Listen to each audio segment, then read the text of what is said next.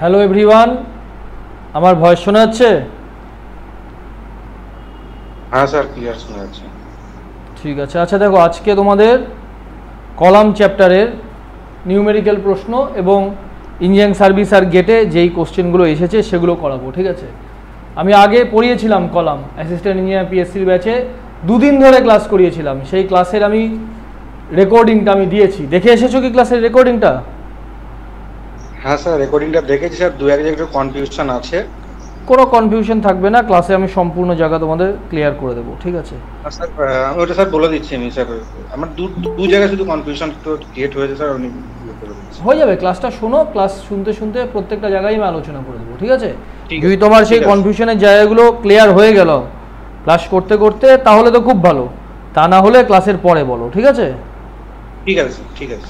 আচ্ছা, একটা জিনিস বলো তো আমাকে, একটা কলাম রয়েছে, ঠিক আছে? আজকে কলামের নিউমেরিক্যাল প্রবলেম করাবো। তো প্রথম নিউমেরিক্যাল প্রবলেমগুলো করিয়ে দিই, কারণ আমি দেখলাম যে গেটের নিউমেরিক্যাল প্রবলেমগুলোই করানোর মতন। ঠিক আছে, বাদ বাকি যে থিওরি আছে ওটা তো আমি যেই প্রিভিয়াস ক্লাস করিয়েছি, ওই প্রিভিয়াস ক্লাস দেখলে একটা থিওরিও কারোর আটকাবে না। ঠিক আছে, তাহলে একটা কলাম রয়েছে, তো কলামে কি কি লোড আসতে পারে প্রথমে তো বুঝতে হবে যে আমরা কি পড়তে চলেছি বলো তো।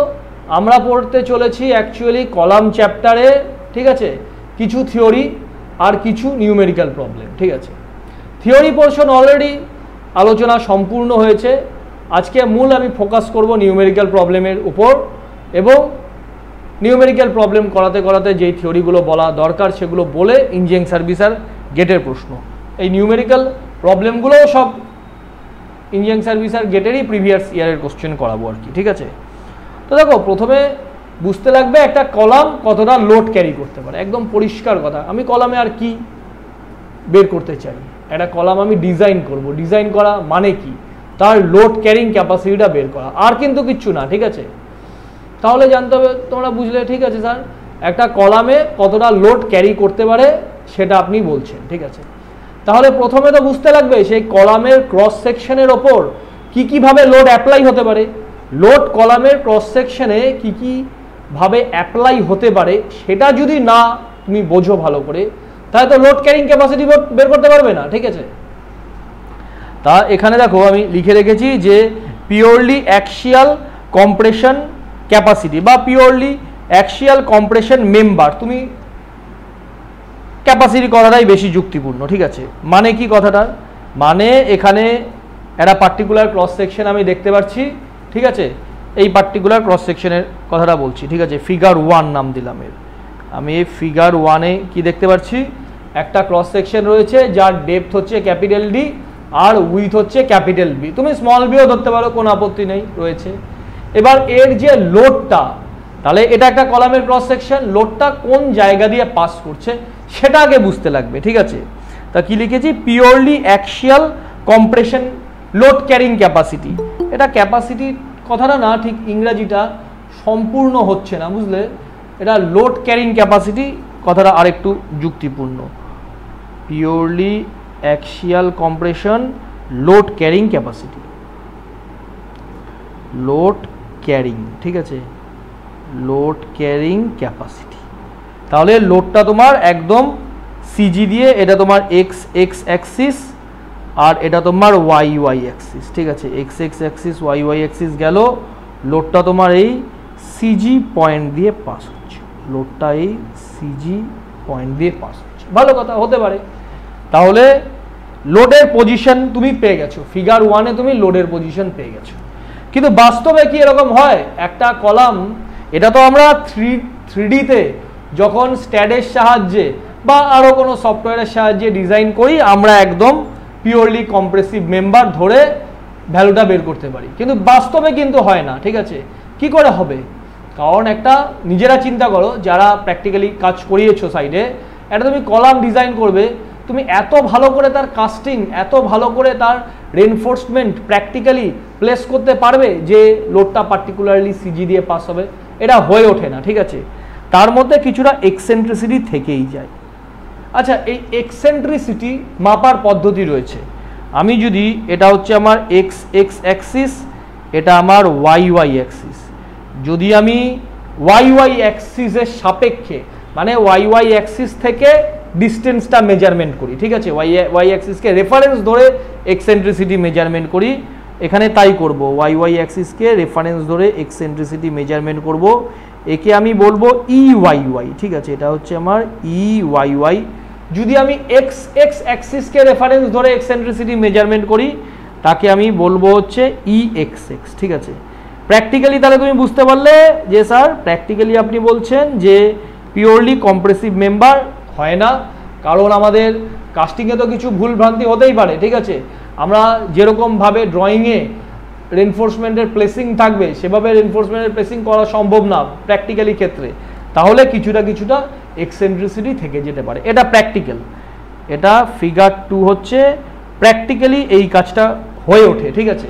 কিন্তু আমরা ফিগার 1 মানে পিওরলি কম্প্রেসিভ মেম্বার ধরেও ক্যালকুলেশন সফটওয়্যারের সাহায্যে 3D মডেলিংয়েও আমরা এটা করতে পারি, ঠিক আছে। তাহলে সেকেন্ড কেসটা কি লিখলাম? সেকেন্ড কেসটা লিখলাম যে পিওর অ্যাক্সিয়াল কম্প্রেশন, এটা ক্যাপাসিটি না করে তুমি এটাকে লোড ক্যারিং ক্যাপাসিটি করো, ঠিক আছে।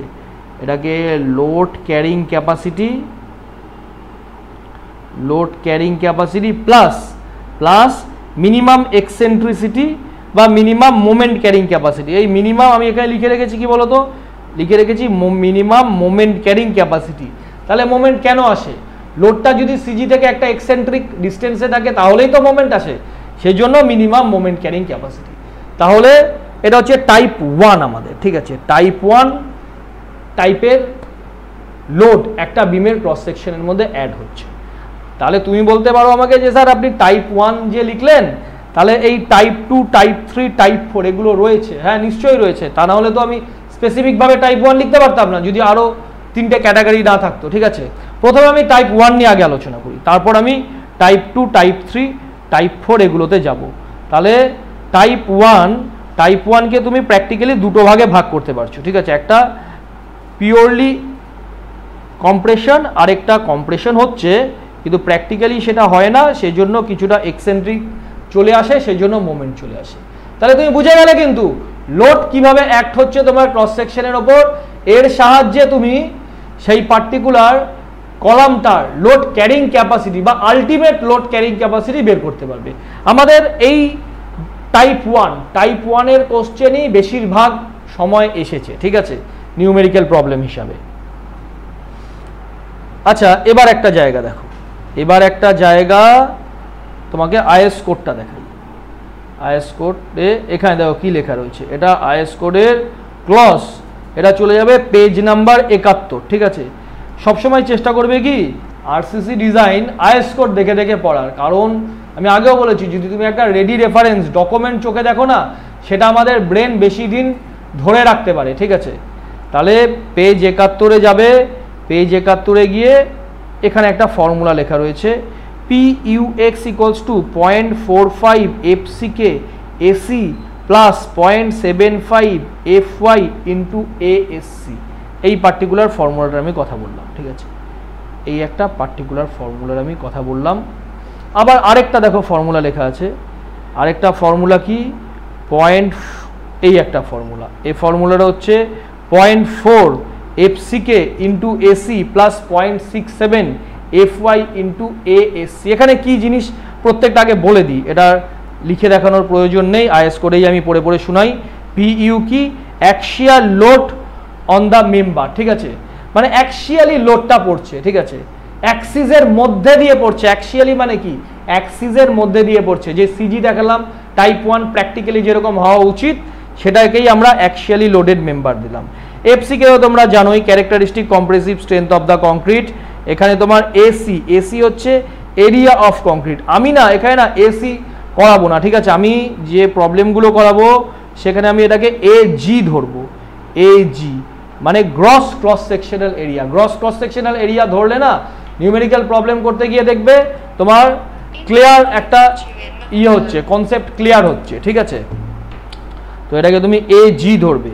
তারপরে এখানে লেখা রয়েছে এফওয়াই হচ্ছে ক্যারেক্টারিস্টিক স্ট্রেংথ অফ, মানে স্টিলের ক্যারেক্টারিস্টিক স্ট্রেংথ। আর এএসসি কি area of longitudinal reinforcement for the column.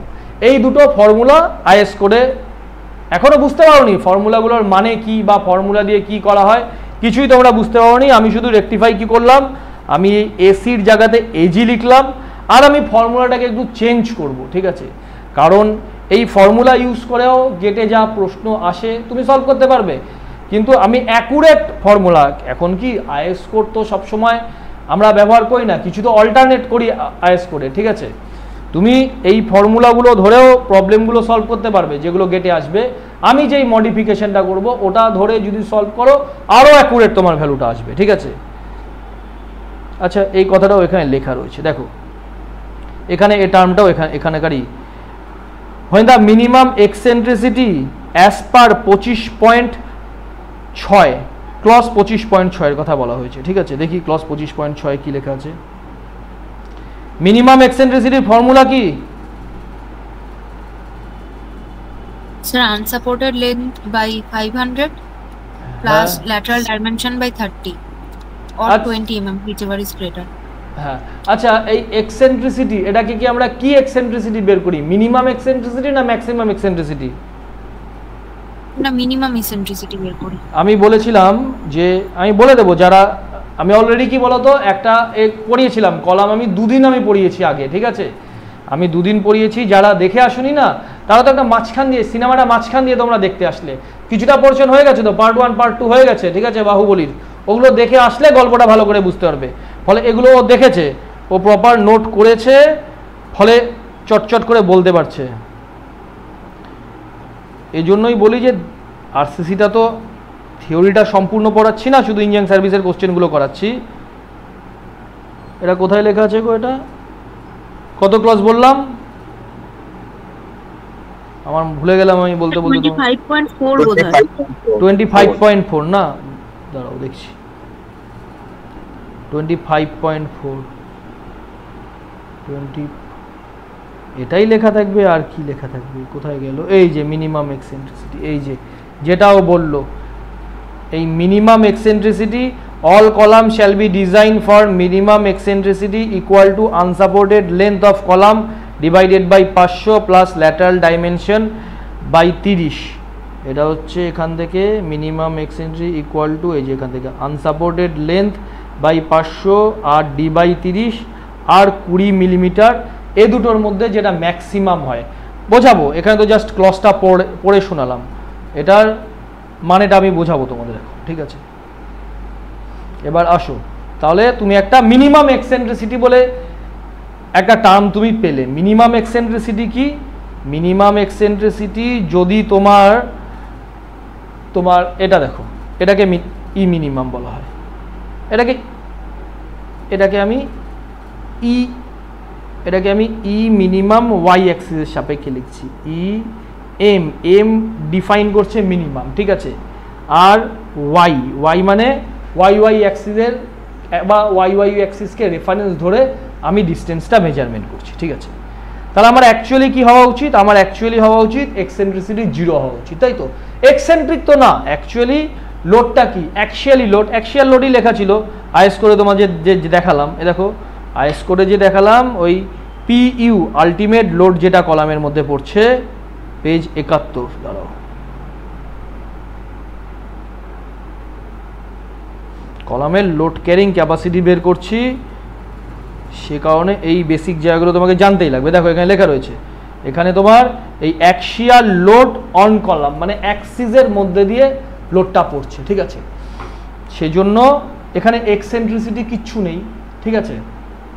Basically এটা হচ্ছে মূল কথা, কিন্তু একটু আগে আমি বললাম যে অ্যাক্সিয়ালি লোডের ধরা হয় না, আমরা ফ্যাক্টর অফ সেফটি কিছুটা ধরে নিই, যে কিছুটা তোমার লোড একটা সার্টেন এক্সেন্ট্রিসিটি দিয়ে পড়তে পারে, এটা আমরা ফর সেফটি ধরে নিই, ঠিক আছে? যদি এমন হয়, এই ফিগার 1-এর যদি কন্ডিশন হয়, ফিগার 1-এর কন্ডিশনটা কি? এটা এক্সেন্ট্রিসিটির কোনো ব্যাপার নেই, ঠিক আছে? ফিগার 1 মানে এটা হচ্ছে ফিগার 1-এর কন্ডিশন, ঠিক আছে?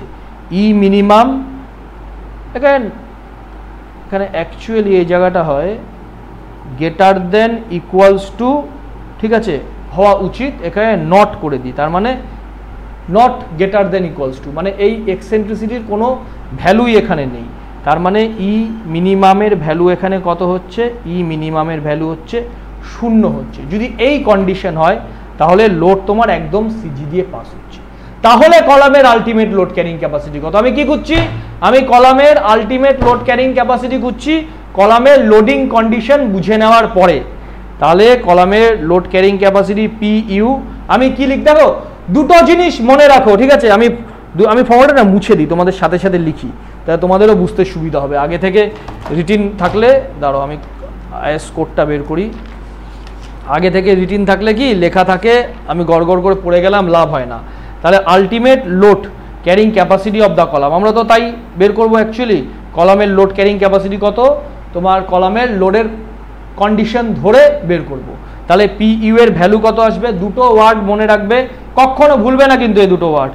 একটা হচ্ছে 0.45, ঠিক আছে, একটা হচ্ছে 0.75, এই দুটো কথা মনে রাখবে, ভুলবে না, কিছুতেই ভুলবে না, 0.45 আর 0.75, ঠিক আছে? আচ্ছা, একটা জিনিস তুমি আমাকে বলো তো, এই কলামের যে লোড, ঠিক আছে, কলামের ওপর যে লোড আসছে, এই লোড আমি সবসময় বিভিন্ন উদাহরণ দিই, নিউটনের থার্ড ল, প্রত্যেক ক্রিয়ার সমান ও বিপরীত প্রতিক্রিয়া রয়েছে। এই লোডটা তো ক্রিয়া হিসাবে এলো, তাহলে প্রতিক্রিয়া কে কে মিলে দেবে? প্রতিক্রিয়া কংক্রিট আর স্টিল দুজনে মিলে দেবে, এটা তো বোঝা গেছে। প্রতিক্রিয়াটাকে দেবে কংক্রিট আর স্টিল মিলে দেবে, ঠিক আছে? তো ফর্মুলাটা ডাইরেক্ট আইএস কোডে এরা লিখে রেখেছে, এটা হচ্ছে মাদার ফর্মুলা। এই ফর্মুলাটা হচ্ছে mother formula, 0.45 FCK into AC plus এই যে এটা পড়ে শোনাচ্ছি, এই যে এটা 0.45 FCK AC plus 0.75 FY into ASC, ঠিক আছে? এটা মাদার ফর্মুলা। এবার তুমি যদি বলো স্যার ফর্মুলাটা কোথা থেকে এলো, কোথাও আইএস কোডে ফর্মুলার ক্যালকুলেশন বলে দেয়নি। ডাক্তার বিসি পুনমিয়া এই ফর্মুলার ক্যালকুলেশন বিসি পুনমিয়ার বই করেছে, ঠিক আছে? কিচ্ছু মনে রাখার দরকার নেই, দেখারই দরকার নেই। যারা আরসিসি ডিজাইন করে তারা এই কোড ধরেই করে দেয়, অনেক সময় সেমিস্টারে ফর্মুলা প্রুফ দেয়, সেই জন্য টেক্সট বইগুলোতে ফর্মুলাটা করা থাকে। তাহলে আলটিমেট লোড ক্যারিং ক্যাপাসিটি কত হলো কলামের? 0. আমি কি বলেছি, দুটো টার্ম মনে রাখো, 45 আর 75। এবং আজকে একজন এসেছে যে নতুন আমার কাছে, ঠিক আছে, তাকে আমি বলি যে আমি যত ভ্যালু বলি না সব গোটা ভ্যালুটা বলি, কারণ তোমার হঠাৎ মনে হতে পারে স্যার এখানে তো 0.45 0.75 লেখা আছে, আপনি 45 কেন বলছেন? আমি টোটাল ওয়ার্ডটা বলি, টোটালটা মনে রাখো, তার আগে একটা পয়েন্ট বসিয়ে নেবে। তাহলে 0.45, ঠিক আছে? আচ্ছা, তাহলে বুঝলাম যে এই পিইউ যে লোড আসছে সেই লোড কংক্রিট আর স্টিল মিলে নিচ্ছে।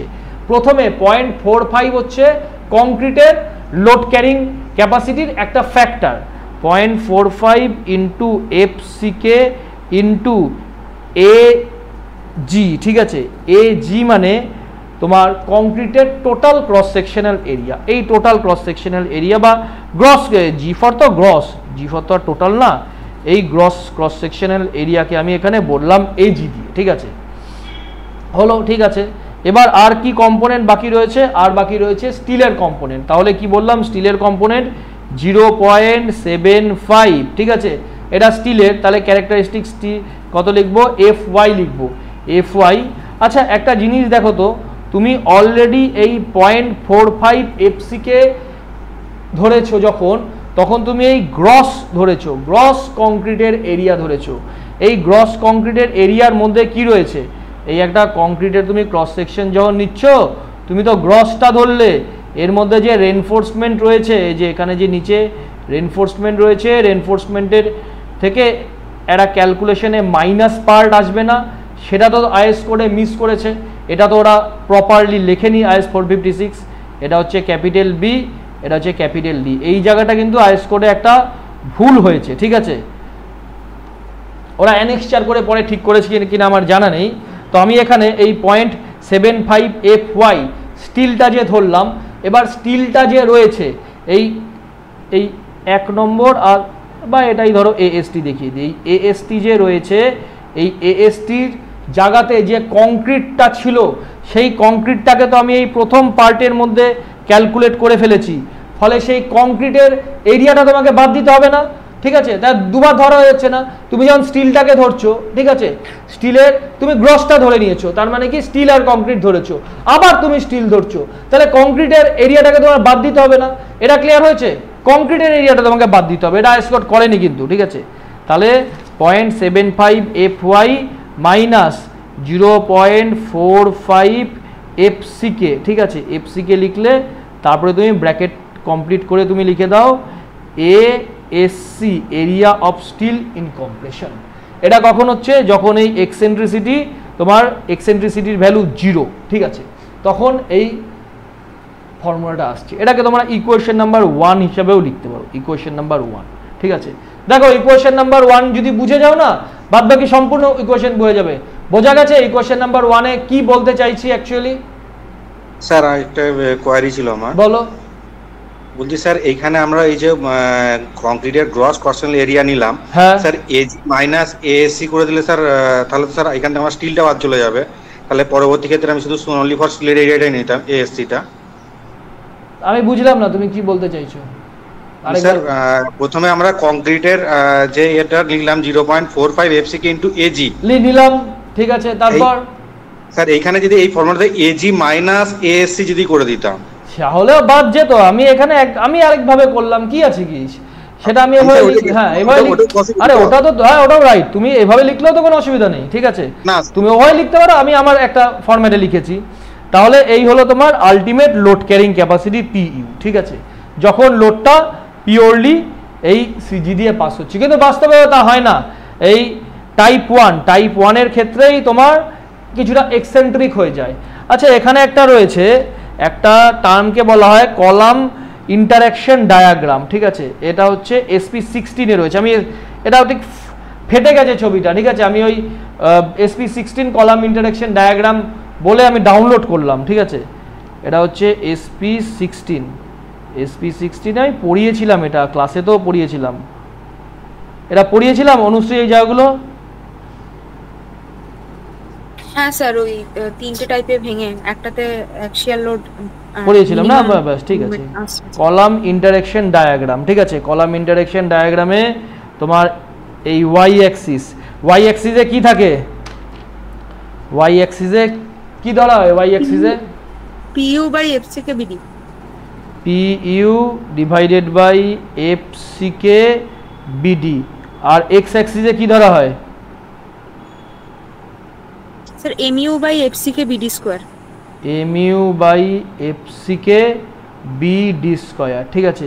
তার মানে এই ওয়াই অ্যাক্সিসে আমরা ধরছি লোডটা, লোড, আর এক্স অ্যাক্সিসে আমরা ধরছি মোমেন্ট, ঠিক আছে। কলাম ইন্টারঅ্যাকশন ডায়াগ্রামটা এখানে খুব একটা ভালো করে না বোঝা যাচ্ছে না, আমি এখানে জাস্ট একটা রাফ একটা তোমাদের একটা ছবি এঁকে দেখাই। এটা হচ্ছে কলাম ইন্টারঅ্যাকশন ডায়াগ্রামের মূল পিকচার, এটা কলাম ইন্টারঅ্যাকশন ডায়াগ্রাম। তুমি এখানে তুমি নিচ্ছ লোড, ওয়াই অ্যাক্সিসে তুমি নিচ্ছ লোড, আর এক্স অ্যাক্সিসে তুমি নিচ্ছ মোমেন্ট, ঠিক আছে। এটা হচ্ছে কলাম ইন্টারঅ্যাকশন ডায়াগ্রাম, এরকম দেখতে, এটা হচ্ছে কলাম ইন্টারঅ্যাকশন ডায়াগ্রাম, ঠিক আছে। এর মধ্যে রয়েছে, একে তিনটে জোনে ভাগ করা হয়। কলাম ইন্টারঅ্যাকশন ডায়াগ্রামকে জোনগুলো একবারে বলেই দিই তোমাদের, ঠিক আছে, পরের জন্য আর রাখি না, এখনই বলে দিচ্ছি। একে তিনটে জোনে ভাগ করা হয়, এই একটা গেল,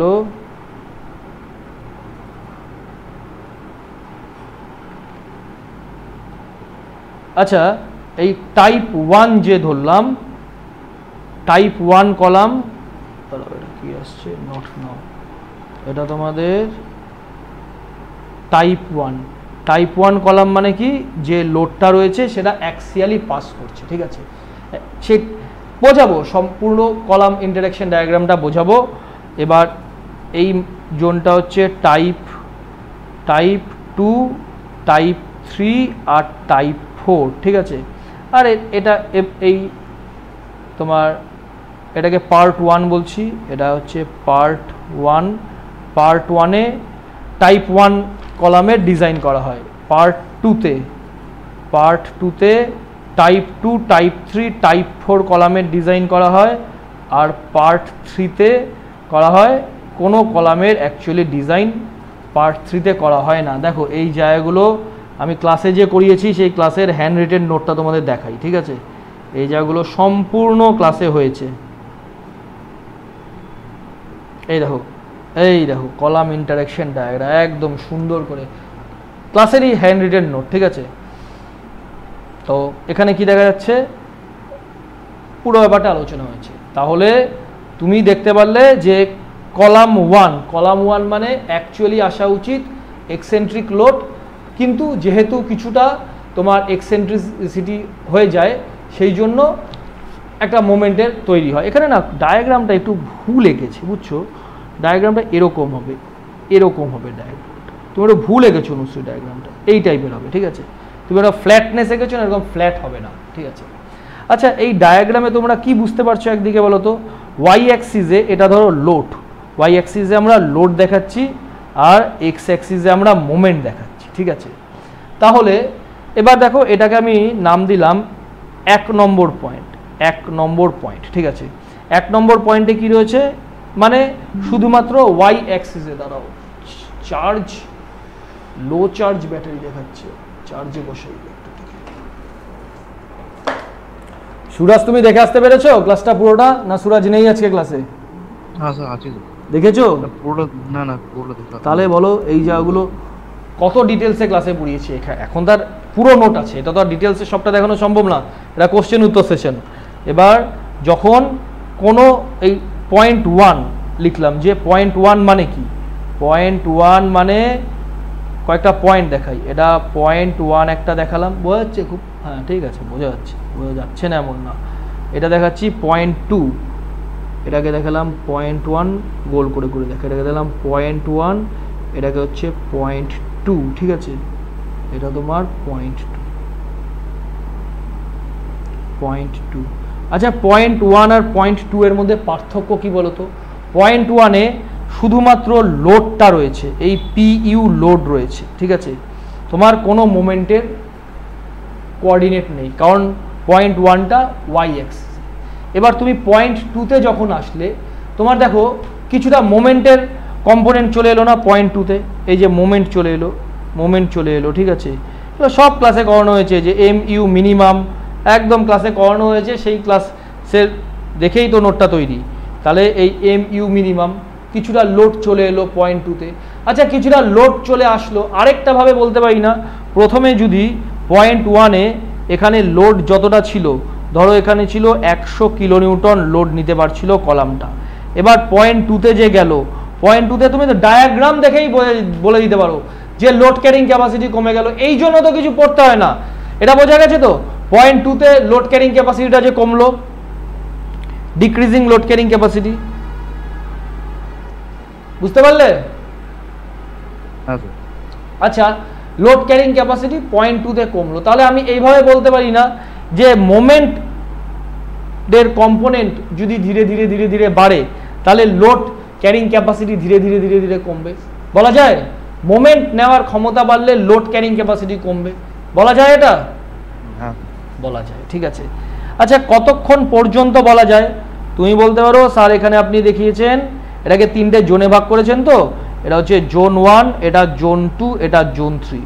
জোন 1 আর জোন 2-তে আপনি এটা বলতে পারেন, এইটুকুন জায়গাতে বলতে পারেন, জোন 1 আর জোন 2-তে বলতে পারেন যে মোমেন্ট বাড়ছে, তার মানে লোড ক্যারিং ক্যাপাসিটি কমছে। তারপরে কিন্তু তা হচ্ছে না। দেখো জোন 3-তে কি হচ্ছে, মোমেন্ট তোমার কমছে, আর এই যে এই জায়গাটাতে তুমি আসো, এই জায়গাটাতে লক্ষ্য করো, এই পয়েন্টটার নাম দিলাম হচ্ছে 3 নম্বর পয়েন্ট, আর এই পয়েন্টটার নাম দিলাম 4 নম্বর পয়েন্ট। আচ্ছা, 3 নম্বর পয়েন্ট থেকে 4 নম্বর পয়েন্টে শিফট হচ্ছি, তাহলে কি লোড ক্যারিং ক্যাপাসিটি কমছে। 1 আর 2-এ কি ছিল, 1 থেকে 2-এ যখন আমি যাচ্ছি তখন আমার লোড ক্যারিং ক্যাপাসিটি কমছে, সাথে সাথে মোমেন্ট ক্যারিং ক্যাপাসিটি বাড়ছে। 3 নম্বর পয়েন্ট থেকে 4 নম্বর পয়েন্টে যখন যাচ্ছি তখন দেখো তোমার লোড ক্যারিং ক্যাপাসিটিও তোমার কমছে, আবার মোমেন্ট ক্যারিং ক্যাপাসিটিও কমছে। এটা বোঝা গেল? জাস্ট একটা ডায়াগ্রামকে অ্যানালাইসিস করছি, আর কিছু না। ক্লাস 7-8-এর গ্রাফ শিট জানলে এটা বোঝা যায়। বোঝা গেছে? আচ্ছা, তাহলে এখান থেকে আমি কি লিখতে পারি? এখান থেকে আমি এইটুকুন জায়গা আগে তোমাদের বলি, এই 1 নম্বর থেকে 2 নম্বর পয়েন্টে গেলাম, তার মানে লোড ক্যারিং ক্যাপাসিটি বাড়লো, ঠিক আছে, লোড ক্যারিং ক্যাপাসিটি কমলো, মোমেন্ট ক্যারিং ক্যাপাসিটি বাড়লো। আমি এটাকে আরেকটু ঘুরিয়ে বলতে পারি না, মোমেন্ট ক্যারিং ক্যাপাসিটি তোমার বাড়লো, তার মানে কিছু না কিছু এক্সেন্ট্রিক হয়েছে। এক্সেন্ট্রিক যদি না হয় তাহলে তো মোমেন্ট আসবে না। এক্সেন্ট্রিক না হলে কি মোমেন্ট আসবে তোমার একটা কলামের মধ্যে? না ঠিক আছে, এক্সেন্ট্রিক না হলে তো মোমেন্ট আসবে না। তাহলে আমি এখান থেকে লিখতে পারি এই টাইপ 2, টাইপ 3, টাইপ 4 এটা কি কলাম এটা বলবো, ঠিক আছে? ওটা কিছু না, ওটা আমাদের কাজেও লাগে না, বলে দিচ্ছি তাও। তাহলে এটা গেল আমার যখন এক্সেন্ট্রিসিটির কোনো ক্যালকুলেশন নেই। এবার আমি কি এই জায়গাটাতে আসি, এটাও আইএস কোডে বলে দিয়েছে। এখানে দেখো একটা আইএস কোডে বলে দিয়েছে যে হোয়েন দ্য মিনিমাম এক্সেন্ট্রিসিটি, ঠিক আছে, মিনিমাম এক্সেন্ট্রিসিটি কোনটা? L0/500 প্লাস D/30 অথবা 20 মিলিমিটার, যেটা ম্যাক্সিমাম, ঠিক আছে? একটু আগে ক্লজে দেখালাম, ক্লজ 25.4 লেখা আছে ডাজ নট এক্সিট 5, এটা 0.05 মানে 5% দ্য ল্যাটারাল ডাইমেনশন, ঠিক আছে? The member may be design for that. দেখো আমি যে তোমাকে ফর্মুলা লিখেছি, ফর্মুলাটা কিন্তু আমি আলাদা রেখেছি। এখানে দেখো 0.4 আর 0.67 লেখা রয়েছে, ঠিক আছে? এবং আমি কি লিখেছি 45 আর 75, তোমাদের তাই বললাম 45 আর 75 কিন্তু মনে রাখতে বললাম, ঠিক আছে? তাহলে এখানে কিন্তু 0.4 আর 0.67 লেখা রয়েছে। তাহলে ভ্যালুগুলো কমলো, এটা যেটা ছিল 0.40 সেটা হলো 0.4, এটা যেটা ছিল 0.75 সেটা হলো 0.67। তাহলে ভ্যালুগুলো কমলো কেন? এবার প্রশ্নটা আসবে স্যার ভ্যালুগুলো কমলো কেন, এটা আগে এক্সপ্লেন করেন, ঠিক আছে? তাহলে দেখো এক্সেন্ট্রিসিটির কি ক্লজ বলেছে? এক্সেন্ট্রিসিটি বলেছে যে লেস দেন ইকুয়ালস টু যদি 0.05 বি অথবা ডি। আচ্ছা বি অথবা ডি লিখছি, তাহলে তুমি বলতে পারো স্যার এটা তো আপনি ডিজাইনে বি বা ডি ক্যালকুলেশন করে নিতে পারবেন। নিউমেরিক্যাল প্রবলেম কোশ্চেনে যখন সলভ করব তখন বি ধরবো না ডি ধরবো সেটাও ক্লিয়ার হয়ে যাবে। প্রশ্নটা আসা উচিত মনে যে আপনি অবলিক দিয়ে লিখেছেন কেন, কখন ধরবো বি আর কখন ধরবো ডি, এটা তো বলতে হবে আমাকে, ঠিক আছে? স্যার এই কনফিউশনটা আমার ছিল স্যার, আমি ওইটাই তাই নাকি? ওকে ওকে, বললাম না ক্লাস করতে করতে শেষ সব কনফিউশন ক্লিয়ার আমি করিয়ে দেবো, ঠিক আছে? তাহলে এক্সেন্ট্রিসিটি 5%, তাহলে এই জায়গাটা একটু ধরো, এই জায়গাটা একটু দেখো, ধরো backup can not be taken due to inefficient space, ঠিক আছে? দেখা তো যাক। হ্যাঁ আচ্ছা দেখো এই একটা ধরো একটা ক্রস সেকশন রয়েছে, এটা ক্রস সেকশন রয়েছে, ক্রস সেকশনটার এবার আমি এক্সেন্ট্রিসিটিটা ধরছি, ঠিক আছে? এটা হচ্ছে এক্সেন্ট্রিসিটি।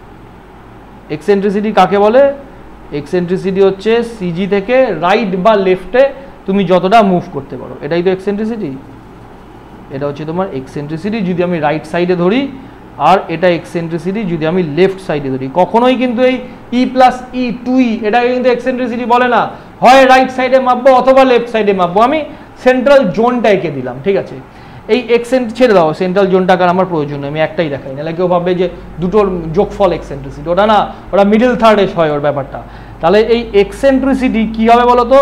এই এক্সেন্ট্রিসিটির ভ্যালুটা এই টোটাল যে কলামটার, এটা কলামটার উইথ তো বি, এই বি এর 5%-এর কম হতে হবে। তাহলে দেখো এই এক্সেন্ট্রিসিটির ভ্যালুটা less than equals to 5% of B. আমি যেহেতু এখানে উইথটা ক্যালকুলেশন করেছি, ডেপথটা ক্যালকুলেশন করিনি, সেই জন্য আমি বি এখানে লিখলাম, ঠিক আছে? তাহলে এক্সেন্ট্রিসিটি 5% অফ বি এর যদি কম হয় তাহলে এরা আইএস কোডে যেই ফর্মুলাটা বলেছে এই ফর্মুলাটা ভ্যালিড। এই ফর্মুলাটা স্যার মানে কি? এই ফর্মুলাটা মানে অ্যাকচুয়ালি প্রথম কেসে আমি কি ধরেছিলাম? এক্সেন্ট্রিসিটি 0, তারপরে আমি কি ধরলাম? আইএস কোডের অনুসারে এক্সেন্ট্রিসিটির ভ্যালু তোমার 5% অফ টোটাল উইথ, ঠিক আছে? তাহলে আচ্ছা প্রথমে এক্সেন্ট্রিসিটি ছিল দেখো ভাই 0, আর এখানে কিছুটা একটা এক্সেন্ট্রিসিটি এসেছে, ঠিক আছে? এক্সেন্ট্রিসিটি ঠিক আছে, কন্ডিশন বলে দিয়েছে তোমাকে, আমার কোনো অসুবিধা নেই। এক্সেন্ট্রিসিটির কন্ডিশন বলে দিয়েছে যে তোমার লেস দেন ইকুয়ালস টু 0.5%, আমি 5% এটাকে বলি আর কি, 5%। তাহলে এবার কি হলো? এক্সেন্ট্রিসিটি এলো। এক্সেন্ট্রিসিটি আসা মানে কি? একটু আগে তোমাদের কলাম ইন্টারেকশন ডায়াগ্রামে কি দেখালাম? এক্সেন্ট্রিসিটি আসা মানে মোমেন্ট আসা, আবার মোমেন্ট আসা মানে কি? লোড ক্যারিং ক্যাপাসিটি কমা। এটা বোঝা গেল? কলাম ইন্টারেকশন ডায়াগ্রামটা চিন্তা করো, মোমেন্ট আসছে মানে কি? লোড ক্যারিং ক্যাপাসিটি কমছে। এখানে দেখো, এখানে কোনখানে বোঝালাম বলো তো? স্যার নোটটাতে বুঝলেন, নোটটাতে বোঝালাম না? এখানে দেখো, এখানে দেখালাম না যে তোমার মোমেন্ট আসছে মানে 1 নম্বর পয়েন্ট থেকে 2 নম্বর পয়েন্টে গেছো, মোমেন্ট আসছে মানে লোড ক্যারিং ক্যাপাসিটি কমছে, ঠিক আছে। তাহলে যখন সিজি দিয়ে পাস হচ্ছিল তখন লোড ক্যারিং ক্যাপাসিটি তোমার ছিল হচ্ছে 0.45 এফসিকে ইন্টু এজি। এখন তাহলে লোড ক্যারিং ক্যাপাসিটি কমলো, কতটা কমে বলো তো? তুমি শুধু 0.9 দিয়ে গুণ করে দাও, ঠিক আছে। ইয়ে করো তো, এই সুরাজ করো, এই 0.45কে 0.9 দিয়ে গুণ করো, কত আসবে বলো, করে দেখো। ভ্যালু তো আমার মুখস্থ, আমি তো লিখেই দিতে পারি, তুমি গুণ করে করে দেখো। 0.40। আমি আরেকটা লাইন করে লিখি, ঠিক আছে, আমি আরেকটা লাইন করে লিখছি, আমি একদম ডিটেলসে কিন্তু বোঝাচ্ছি, এত ডিটেলসে বোঝানোর কথা না, অলরেডি থিওরি ক্লাসে হয়েছে এই জায়গাগুলো। 0.9 into 0.45 FCK into AG plus 0.75 FY minus 0.45 FCK into area of steel in compression. এবার তাহলে গুণ করো, 0.9কে 0.45 দিয়ে গুণ করলে কি আসছে? 0.40 এফসিকে ইন্টু এজি, ঠিক আছে, প্লাস এটাকে গুণ করো, 0.75কে 0.9 দিয়ে গুণ করো, দেখবে 0.67 আসছে, ঠিক আছে। হ্যালো, হ্যাঁ স্যার। জি, তা বলো তাহলে এসে যে 0.67 তোমার F Y, 0.67 F Y minus 0.40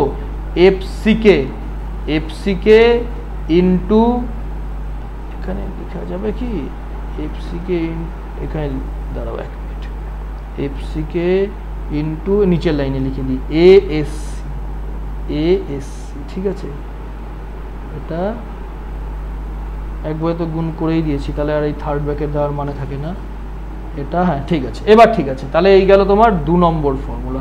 তা দেখো আমি কিছুই করলাম না, তোমাকে একটা ফর্মুলা মনে রাখতে হচ্ছে মেনলি। দেখো তুমি যদি মনে করো যে প্রত্যেকটা জায়গা আমি মনে রাখবো, পারবে না পরীক্ষা হলে, ঠিক আছে, আমার ওপর বিশ্বাস রাখো, পরীক্ষা হলে নিয়ে যেতে পারবে না সম্পূর্ণটা, চোথা তো নিয়ে যাওয়া যায় না, ঠিক আছে, যে তুমি কোনো খাতায় লিখে নিয়ে চলে গেলে, তো তোমাকে ব্রেনে নিয়ে যেতে হবে, পিএসসি পরীক্ষায় জানিয়ে যাবে। হয় তোমাকে অল্প জায়গা মনে রাখতে হবে, বাদ বাকি জায়গাটা বুঝতে হবে। তুমি যদি ভেরি গুড আন্ডারস্ট্যান্ডিং না করো তাহলে কিন্তু এই জায়গাগুলো মনে রাখতে পারবে না। তাহলে তুমি এই জায়গাটা পেলে, ঠিক আছে, এই জায়গাটা 2 নম্বর ফর্মুলা পেলে, এবং 2 নম্বর ফর্মুলার একটা ক্লজও পেলে, এই ই তোমার less than equals to 0.05 B into B অথবা ডি, ঠিক আছে, বি ইন্টু ডি বলছি ভুল করে। আচ্ছা দেখো এখান থেকে আমি একটা ক্লজ আমি টানতে পারি, ই লেস দেন ইকুয়ালস টু 0.05 আমি ডি ধরলাম, ঠিক আছে। আমি এখান থেকে কি লিখতে পারি, এটা ই তো অ্যাকচুয়ালি কথা নয়, এই অ্যাকচুয়ালি কথা হচ্ছে ই মিনিমাম, ঠিক আছে। তাহলে আমি এখান দিয়ে লিখতে পারি ই মিনিমামের ভ্যালু কত হয়, এল এফেক্টিভ বাই 500 প্লাস তোমার আনসাপোর্টেড লেন্থ, ওটা L0 না, হ্যাঁ হ্যাঁ L0, আমি ভুল বলছি, হ্যাঁ L0 sorry L0 by 500 plus D by 30 আর 20, এ দুটোর মধ্যে যেটা ম্যাক্সিমাম ভ্যালু হয়, ঠিক আছে। তাহলে ই মিনিমামের তুমি ক্যালকুলেশন যখন করছো, তুমি তো জানো না L0 কত বা ডি কত, ঠিক আছে, তখন তোমাকে ম্যাক্সিমাম ভ্যালুটা 20 নিতে হবে। তুমি ম্যাক্সিমাম ভ্যালুটা 20 নিলে 20 less than equals to 0.05 D করো, তুমি ডি এর ভ্যালু কত আসবে, ডি এর value greater than equals two দেখো 400 আসছে, 20 বাই, দাঁড়াও আমার তো ভ্যালুটা মুখস্থ, আমি একবার ক্যালকুলেট করে দেখি, 0 ডিভাইড বাই 0.05, হ্যাঁ 400 আসছে। তাহলে তুমি এখান থেকে কি তোমার সিদ্ধান্তে আসতে পারলে টাইপ 1 কলামের যদি তোমার ক্যালকুলেশন করতে হয় তাহলে তোমার ক্রস সেকশনটা 400 কম হলে চলবে না। তোমার টাইপ 1 এর যদি ক্যালকুলেশন করতে হয় তোমার ক্রস সেকশন কিরকম হবে, এটা ধরো 500 বা 400 ধরো আসলো, ঠিক আছে, 500-400, তোমার 400 কম হলে চলবে না। এটা কোশ্চেন এসেছে, গেটেও এসেছে, ইঞ্জিনিয়ারিং সার্ভিসেও এই পার্টিকুলার পয়েন্ট থেকে প্রশ্ন এসেছে। তাহলে এখন অবধি শুধুমাত্র টাইপ 1 কলাম সম্পর্কেই আমি বললাম, ঠিক আছে। অ্যাকচুয়ালি মাদার ফর্মুলা হচ্ছে এটা হচ্ছে মূল ফর্মুলা, এই 0.45 এফসিকে ইন্টু এজি। এবার তোমার ওই কলাম ইন্টারেকশন ডায়াগ্রামের সাহায্যে তোমার মোমেন্ট আসছে মানে লোড ক্যারিং ক্যাপাসিটি কমছে, এই কনসেপ্টকে কাজে লাগিয়ে তুমি এই পার্টিকুলার ফর্মুলাটা তুমি পেলে, ঠিক আছে, এতদূর ক্লিয়ার। এবার আসো এটা দেখো, এটা কোথা থেকে নিয়েছি দেখো, এই 0.45 এফসিকে এটা পেলে, এখান দিয়ে এটা পেলে, ঠিক আছে, যাগুলো দেখিয়ে দিই তোমাদের, এই 0.5 টাইমস দ্য ল্যাটারাল ডাইমেনশন এখান দিয়ে এটা পেলে, আর তুমি পাবে এখানে ব্যাস এটুকুনি এখান দিয়ে। এবার আসো হেলিক্যাল রেনফোর্সমেন্টে বলি তোমাদের, ঠিক আছে। আচ্ছা এবার তুমি বলতে পারো আমাকে, স্যার আপনি একটা জিনিস তো বাদ দিয়ে দিচ্ছেন, আপনি টাইপ 1 কলাম বললেন, আপনি টাইপ 2, টাইপ 3, টাইপ 4 এই 3টে কলাম বললেন না। দেখো আমাদের এই 3টে কলাম না সিলেবাসে নেই। একটা এটা তো বিটেক লেভেলের পরীক্ষা, বিটেক লেভেলের পরীক্ষার একটা তোমার সিলেবাস রয়েছে, সেই সিলেবাসে টাইপ 2, 3, 4 এর প্রবলেম কন্টেন্ট নেই। কারণ কি, আগে জিনিসটা জেনে রাখো, জিনিসটা কি জিনিস। অনুশ্রী কাকে বলে? ক্লাসে পড়িয়েছিলাম টাইপ 1, টাইপ 2, টাইপ 3, টাইপ 4 সব কটা টাইপ পড়িয়েছিলাম, কাকে বলে? স্যার টাইপ 1টা ছিল অ্যাকচুয়ালি পিওরলি অ্যাকচুয়ালি লোডেড, ঠিক আছে, ঠিক আছে, যেটা দুদিকেরই মোমেন্টে ব্যালেন্স হয়ে যাচ্ছে। হ্যাঁ। আর 2 আর 3টা ছিল এজ কলাম, যেগুলোতে একদিকের মোমেন্টটা আনব্যালেন্স থাকছে, মানে ইউনিঅ্যাক্সিয়াল মোমেন্ট। ইউনিঅ্যাক্সিয়াল 2, 3 ইউনিঅ্যাক্সিয়াল, আর 4 হচ্ছে বাইঅ্যাক্সিয়াল। 4টা ছিল বাইঅ্যাক্সিয়াল। বাইঅ্যাক্সিয়াল। আচ্ছা দেখো জিনিসটা কিরকম, এখানে দেখো এই দেখো 1 নম্বর যে কলামটা রয়েছে, এগুলোকে আমি 1 নম্বর দিয়েছি, এই ভেতরের গুলোকে, ঠিক আছে। এই ভেতরের গুলোকে তোমার দেখো এটা শুধু অ্যাক্সিয়ালি লোডেড। কারণ কি, কারণ এটা কোন দিকে টিল্ট হবে না, দুটো অ্যাক্সিসই তো রয়েছে, এটার এই পার্টিকুলার অ্যাক্সিস রয়েছে, দাঁড়াও একটা কালীন, এই অ্যাক্সিস আর এই অ্যাক্সিস, দুটো অ্যাক্সিসই রয়েছে, যে কোনো একটা অ্যাক্সিসের সাপেক্ষে রোটেট করতে গেলে আরেকটা অ্যাক্সিস বাধা দিয়ে দেবে। ফলে এই 1 নম্বর কলামগুলো এগুলো হচ্ছে তোমার কনসেন্ট্রিক লোডেড কলাম, ঠিক আছে। এই কনসেন্ট্রিক লোডেড কলামের ক্যালকুলেশন আমাদের রয়েছে। আর কি হয়, এই দেখো এই 2 নম্বর কলাম, 2 নম্বর কলাম বা এই 3 নম্বর কলাম, এই কলামগুলো যে কোনো একটা অ্যাক্সিসের সাপেক্ষে তোমার টিল্ট হতে পারে, ঠিক আছে, এগুলোকে ইউনিঅ্যাক্সিয়াল কলাম বলে। আর এই 4 নাম্বার কলাম যেগুলো এজ কলাম, এগুলোকে বলা হয় বাইঅ্যাক্সিয়াল কলাম। ক্লাসে আমি অনেক ডিটেলসে বলেছি, এখন তো শুধুমাত্র একটা লাইন বলে আমি তাড়াতাড়ি দেখানোর জন্য যে তোমাদের টাইপ 1, টাইপ 2, টাইপ 3, টাইপ 4 এই 4 ধরনের কলাম হয়, এটা দেখানোর জন্য বললাম। ক্লাসে দেখো আমি এগুলোকে একদম এই ইন্টারমিডিয়েট কলাম কি, সম্পূর্ণ নো এজ কলাম কি, সব আমি নোট করে করে ক্লাসে এগুলো পড়িয়েছি তোমাদের, ঠিক আছে। তাহলে 1 নম্বর কলামের ডিজাইন, টাইপ 1 কলামের ডিজাইন তোমাদের রয়েছে, ঠিক আছে। এবার টাইপ 1 এর মধ্যে লোডের কন্ডিশন অনুসারে দুটো ফর্মুলা, এটা ক্লিয়ার। এবার তোমাদের আসতে হবে হেলিক্যালি রেনফোর্সমেন্ট, ঠিক আছে। হেলিক্যালি রেনফোর্সমেন্ট থেকে কোশ্চেন আসে, হেলিক্যালি রেনফোর্সমেন্টের এই একটা ইকুয়েশন দেখো, এই কম্প্রেশন মেম্বার উইথ হেলিক্যালি রেনফোর্সমেন্ট একটা। আচ্ছা হেলিক্যালি রেনফোর্সমেন্টও পড়িয়েছি ক্লাসে, পড়াইনি এমন না, দাঁড়াও দেখাই ক্লাসের নোট। না স্যার পড়িয়েছিলেন। হ্যাঁ অ্যাকচুয়ালি কি বলতো, একই জিনিস যদি জাবর কাটতে থাকি তাহলে সিলেবাসই শেষ করতে পারবো না, ঠিক আছে। তোমাকে তো এটুকুন ইয়ে হতে হবে, যে সিরিয়াস হতে হবে, যেগুলো দেখে আসতে হবে। আচ্ছা দেখো এখানে আমি কি লিখেছিলাম, মূল ফর্মুলাটা কি, মূল ফর্মুলাটা হচ্ছে 0.40 এফসিকে এসি, 0.67 এফওয়াই এএসসি। আচ্ছা এবার আমাকে তুমি বলো, এখানে তো 0.40 লিখেছি, কিন্তু আমি মাদার ফর্মুলা কোনটাকে বলেছি, মাদার ফর্মুলা বলেছি 0.45 এই 40 জায়গাতে, আর 0.67 এর জায়গাতে 0.75। তাহলে আমি 0.40 আর 0.67 কেন লিখলাম? মেন ফর্মুলা তো এটা, মেন ফর্মুলা তো 0.45 আর 0.75 রয়েছে টাইপ 1 যেহেতু, ঠিক আছে। তাহলে আমি এখানে কেন 0.40 আর 0.67 লিখলাম? 0.45 এর সময় ইসেন্ট্রিসিটিতে 0 ধরা হয়েছে, কিন্তু বাস্তবে সেটা সম্ভব হয় না, ঠিক আছে। বাস্তবে এক্সেন্ট্রিসিটি 0 সম্ভব হয় না, কিছু না কিছু একটা এক্সেন্ট্রিসিটি চলে আসে, সেই জন্য আমি 0.40 আর 0.67 এটাকে ধরলাম। আচ্ছা এখানে দেখো যেই লোড, এই পিইউ যে লোড, এই লোডটাকে এই 5% আমি বাড়িয়ে নিয়েছি, ঠিক আছে, 1.05 করে নিয়েছি। এক্সেন্ট্রিসিটির কিন্তু একই কন্ডিশন, এগুলো সব এগুলো ক্লাসে হয়েছে, এক্সেন্ট্রিসিটির একই কন্ডিশন, শুধু লোড ক্যারিং ক্যাপাসিটি 5% বাড়িয়ে নিয়েছি। এগুলো আরসিসিতে এগুলো সবই কোডাল প্রভিশন, নিজে থেকে কেউ দিতে পারে নাকি এগুলো? এই দেখো, the strength of compression member in helically reinforcement satisfy the requirement dot dot, এই জায়গাটা আসো 1.05 times the strength of the similar, এই একটা হলো। আর এখানে একটা চেক করতে হয়, the ratio of volume of helical reinforcement to the volume of core shall not be less than, এই জায়গাটা, এই জায়গাটা, এগুলো শোনো দেখো এই পার্টিকুলার জায়গাগুলো আমি বলছি কেন বলো তো, আইএস করে তো অনেক কটা রয়েছে, আজকে কলাম চ্যাপ্টার পড়াচ্ছি, এই জায়গাগুলো থেকে ইঞ্জিনিয়ারিং সার্ভিস বা গেটে কোশ্চেন এসেছে, সেই জন্য এই জায়গাগুলোকে হাইলাইট করছি, ঠিক আছে। এই চেকটা 0.36 দিয়ে, এটা ক্লাসেও করিয়েছিলাম তোমাদের, ক্লাসের নোটটাতে দেখাই, এ দেখো ক্লাসের নোটেও এটা তোমাদের সম্পূর্ণ ব্যাপারটা এখানে লিখিয়ে দিয়েছিলাম, ঠিক আছে। এই চেকটা এটাও বক্স করে দিয়ে এটাকে, এটা হলো। তাহলে একটা হেলিক্যাল রিনফোর্সমেন্ট সম্পর্কে কি জানলে, একটা কলামকে যদি হেলিক্যালি রিনফোর্সড করি তাহলে তার লোড ক্যারিং ক্যাপাসিটি 5% বেড়ে যায়। এই 1.05 দিয়ে গুণ করেছি, সেখান থেকে তুমি বুঝতে পারলে। আর এখান দিয়ে কি বুঝতে পারলে, এই 0.36 FCK by AG divide by AG by AC minus 1। এবার বলতে পারো স্যার এই এজি কী জিনিস, এসি কী জিনিস, এটা একটু বলে দেন, তা না হলে কী করে বুঝবো।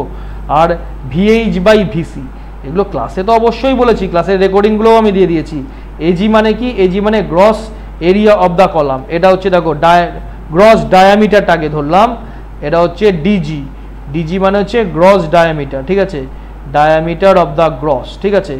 আর এটা হচ্ছে কোড ডায়ামিটার, এটা হচ্ছে ডিসি, ঠিক আছে, এই ডিসি, এই ডিজি ধরে যেই এরিয়া পাবো সেটা এজি, আর এই ডিসি ধরে যেই এরিয়া পাবো সেটা হচ্ছে এসি, ঠিক আছে। এজি আর এসি বুঝলে, এবার ভিএইচ আর ভিসি এখানে সেটাও লিখে দিয়েছিলাম। এই ভলিউম অফ দি কোর হচ্ছে ভিসি, আর এই হেলিক্যাল রেনফোর্সমেন্ট যেটা রয়েছে এর ভলিউমকে ভলিউম অফ হেলিক্যাল বলা হয়, ঠিক আছে। এই গেল মূল ব্যাপার, এই চেকটা রয়েছে কোশ্চেনে, হ্যাঁ সেজন্য দেখালাম। এবার আসো, তাই তোমাদের হেলিক্যাল রেনফোর্সমেন্ট সম্বন্ধে আর কিছু জানার দরকার নেই, ঠিক আছে। যে কটা কথা বললাম না, এই কটা কথাই জেনে রাখো, একটা কোশ্চেন করাবো কেটে এসেছিল, ওটা করে যাও, আর জানার দরকার নেই। এবার আসো লং কলাম, কারণ কি তোমাকে তো এখন জিনিসটা কনফাইন করতে হবে, সম্পূর্ণ সিলেবাস মাথায় রেখে পরীক্ষায় গিয়ে চাকরি পাওয়া যায় না, ঠিক আছে, টু দ্য পয়েন্ট জানতে হবে এখন। এবার এই একটা তোমার লং কলামে কি বলতো, লং কলামে এই এক্সেন্ট্রিসিটি চলে আসে। তুমি একটা তোমার সলায়ের কাঠিকে এরকম চিপবে, দেখবে তোমার হাত ফুটা হয়ে যাবে, ওটা বেঁকছে না, ঠিক আছে। তুই বলতে পারো স্যার বেশি চিপলে তো ক্রাশ হয়ে যাবে, আমি সেরকম না, এটা নমিনাল একটা তুমি লোড দেবে, ঠিক আছে, দেখবে বেঁকছে না, সেই অল্প লোডটাই একটা ঝাঁটার কাঠিকে দেখবে বেঁকে যাচ্ছে, ঠিক আছে। তাহলে এই লং কলামের হচ্ছে এই কনসেপ্ট। এবার লং কলামে এই এক্সেন্ট্রিসিটিটা এলো, ঠিক আছে, লং কলামে এই এক্সেন্ট্রিসিটি এলো, সেই জন্য লং কলামে কিছু ফর্মুলায় পরিবর্তন হয়, ঠিক আছে। লং কলামে কি ফর্মুলায় পরিবর্তন হয় সেটাও আইএস কোড আমাদের বলে দিয়েছে, ঠিক আছে। এটাও আমরা নিজেরা, দাঁড়াও আমি ক্লাসে করিয়েছি, সেই পিডিএফটা বের করি, তারপরে আইএস কোড দেখাই। তো এগুলো সবই ক্লাসে করিয়েছি। এ দেখো এই শর্ট কলাম, এই লং কলাম, ঠিক আছে। লং কলামে এই একটা এক্সেন্ট্রিসিটি আসছে, এটা কোথায় গেল, এই এক্সেন্ট্রিসিটির জন্য এই M A X, A for হচ্ছে অ্যাডিশনাল মোমেন্ট, এক্স ডাইরেকশনে অ্যাডিশনাল মোমেন্ট, এই ইটা যদি ই এক্স হয় তাহলে এম এক্স হবে, এ ফর অ্যাডিশনাল, আর এই ইটা যদি ওয়াই ডাইরেকশনে হয় তাহলে এম এ ওয়াই হবে, ঠিক আছে। এই ব্যাপার লং কলামে আর কিছু নেই, এটুকুন জানলে, এটুকুন জেনে, আমি ক্লাসে যখন করিয়েছি তখন আমি আইএস কোড দেখে করাইনি, কারণ ভ্যালু অনেক দিন আগে করিয়েছি, তো তখন তো ভ্যালু তোমাকে ঝরঝরা মনে রাখতে হবে, এই ভ্যালুগুলো পরীক্ষা হলে তো আর আইএস কোড নিয়ে ঢুকতে পারবে না, ঠিক আছে। এই গেল, এখানে দেখো দেখিয়েছি যে, এবার আরও একটা দুটো কথা বলি। আচ্ছা তোমার এই পিইউ মানে টাইপ 1 কলাম, টাইপ 1 কলামে এই পিইউ ছিল হচ্ছে তোমার অ্যাক্সিয়ালি লোডেড, ঠিক আছে। এই অ্যাক্সিয়ালি লোডেড কখন ছিল, যখন কলামটা টাইপ 1-এর কলামটা শর্ট কলাম ছিল, অ্যাক্সিয়ালি লোডেড। এবার এই টাইপ 1 কলামটাই যদি লং কলাম হয়ে যায়, অন্য কোনো কলাম না, টাইপ 1 কলামের যা যা বৈশিষ্ট্য সেই কলামটাই যদি লং কলাম হয়ে যায়, এই এক্স ডাইরেকশনে একটা মোমেন্ট, ওয়াই ডাইরেকশনে একটা মোমেন্ট আসছে, ঠিক আছে। এবার টাইপ 2 টাইপ 3 তুমি ছেড়ে দাও, আর এত মাথায় রাখতে হবে না। টাইপ 2 টাইপ 3 টাইপ 4 আমি আজকে এগুলো আগে করিয়েছি ক্লাসে থিওরি করানোর সময়, এখন বাদ দিয়ে দিলাম, দরকার নেই এগুলো পড়ার এখন। শুধু তুমি টাইপ 1টা বুঝে যাও, টাইপ 1টা বুঝে তোমাকে একটা শুধু চেকিং করতে হয়। এখানে চেকিংটা কি, এই M U X divided by M A X, M U X কি, হ্যাঁ এম ইউ এক্স, এই চেকিং করতে গেলে টাইপ 2টা বলতে হবে, ঠিক আছে। আচ্ছা তুমি টাইপ 2টা কি ছিল, টাইপ 2তে অ্যাক্সিয়ালি লোডেড ছিল প্লাস একটা যে কোনো একটা ডাইরেকশনে মোমেন্ট আসছিল, সেই মোমেন্টটা ধরো এম ইউ এক্স, এক্স ডাইরেকশনে মোমেন্ট আসছিল, ঠিক আছে। এবার যখন কলামটা লং কলাম হয়ে যাবে তখন ওই এক্স ডাইরেকশনে অ্যাডিশনাল মোমেন্ট আসতে পারে। তুমি বলতে পারো স্যার এই অ্যাডিশনাল মোমেন্টটা তো ওয়াই ডাইরেকশনেও হতে পারে, ঠিক আছে। ওয়াই ডাইরেকশন টাইপ 3 এর ক্ষেত্রে তোমাদের পড়িয়েছিলাম, টাইপ 3তে এই ওয়াই ডাইরেকশনে সেই অ্যাডিশনাল মোমেন্টটা চলে গেল, ঠিক আছে। এখানে এই চেকিংটা তোমাকে শুধু করতে হবে, এই M U X divided by M A divide by M U X one whole to the power alpha N, আর M U plus M A U divide by M U Y whole to the power alpha N is less than equals to 0.1। এটাও is কোডেরই মুখস্থ রাখতে হওয়ার কোনো মুখস্থ করা খুব একটা প্রয়োজন নেই, এটা এসেছে গেটের প্রিভিয়াস ইয়ারেও এই কোশ্চেনটা এসেছে, ঠিক আছে। কিন্তু তোমাকে এই জায়গাটা জানতে লাগবে, মানে চোখের সাথে অ্যাকাস্টাম হতে লাগবে, তা নাহলে পরীক্ষা হলে গিয়ে না ভুলটাই চলে আসবে, কারণ ভুল তো থাকে 3টে, রাইট থাকে একটা, ঠিক আছে। এই একটা জানলে, আর এই অ্যাডিশনাল মোমেন্ট যে তোমাদের বললাম এই M A x R M A Y, ওই বাকলিংটা হচ্ছিল বলে যে অ্যাডিশনাল মোমেন্ট, এই অ্যাডিশনাল মোমেন্টের দুটো ফর্মুলা রয়েছে, এই অ্যাডিশনাল মোমেন্টের দুটো ফর্মুলা তোমাকে মনে রাখতে হবে, এইটুকুন জানলেই চলবে। বাদ বাকি এই জায়গাটাই একটু ক্রিটিক্যাল বলে আলোচনা করে দিলাম, তোমার এই M A x R M A Y, ঠিক আছে, এই জায়গাটা আলোচনা করে দিলাম। আর আমি ক্লাস যখন পড়াই তোমাদের দিয়েছি কিন্তু, হ্যাঁ, তোমাদের টোটাল ক্লাসের ভিডিওটা দিয়েছি, যারা আগে আমার কাছে পড়নি, আমি টোটাল কলামকে এই 10টা পয়েন্টে আমি ভাগ করে দিয়েছিলাম। একটা কলামের ডেফিনেশন, কলাম কাকে বলে, এবার সেগুলো পড়িয়েও ছিলাম পরে, এই ডেফিনেশন অফ কলাম ধরে ধরে সব জায়গা পড়িয়েছিলাম। তারপরে হচ্ছে স্লেন্ডারনেস রেশিও, শর্ট কলাম আর লং কলামের মধ্যে পার্থক্য, effective length of the column, pedestal কাকে বলে, minimum eccentricity, design of intermediate corner and edge column, অ্যাজাম্পশনটা আজকে আরেকবার একটু বলবো, ঠিক আছে। এটা একটু লাইভ ক্লাস করা দরকার অ্যাজাম্পশনটা জানার জন্য। আর চেঞ্জ ইন এটা তো ডাইরেকশন, এটা হলো। আর আইএস কোডের ক্লজ সবাই জানে, কয়েকটা অ্যাজাম্পশন আমি আগে বলবো, ঠিক আছে। চলো কোশ্চেনে আসবে তখনই অ্যাজাম্পশনগুলো বলবো, এখন যেটুকুন পড়লাম তার উপর 2-4টা নিউমেরিক্যাল প্রবলেম করে, ঠিক আছে। স্যার একটা একটু কনফিউশন, বলো। স্যার এই ফর্মুলাটাতেই আমরা স্যার এই 0.9 টাকার সঙ্গে কেন স্যার এটা গুণ করছি স্যার, এই মানে এটা 10% যে এটা আমার লোডটা আমার রিডিউসড হচ্ছে স্যার, আমি কি বেসিসে 10% ধরবো? বুঝলামই না তোমার প্রশ্ন, তুমি পরিষ্কার করে বলো। কি পিইউ যে স্যার লোডটা আমরা বের করছি, এখানে এই 0.9 দিয়ে গুণ করলাম কেন?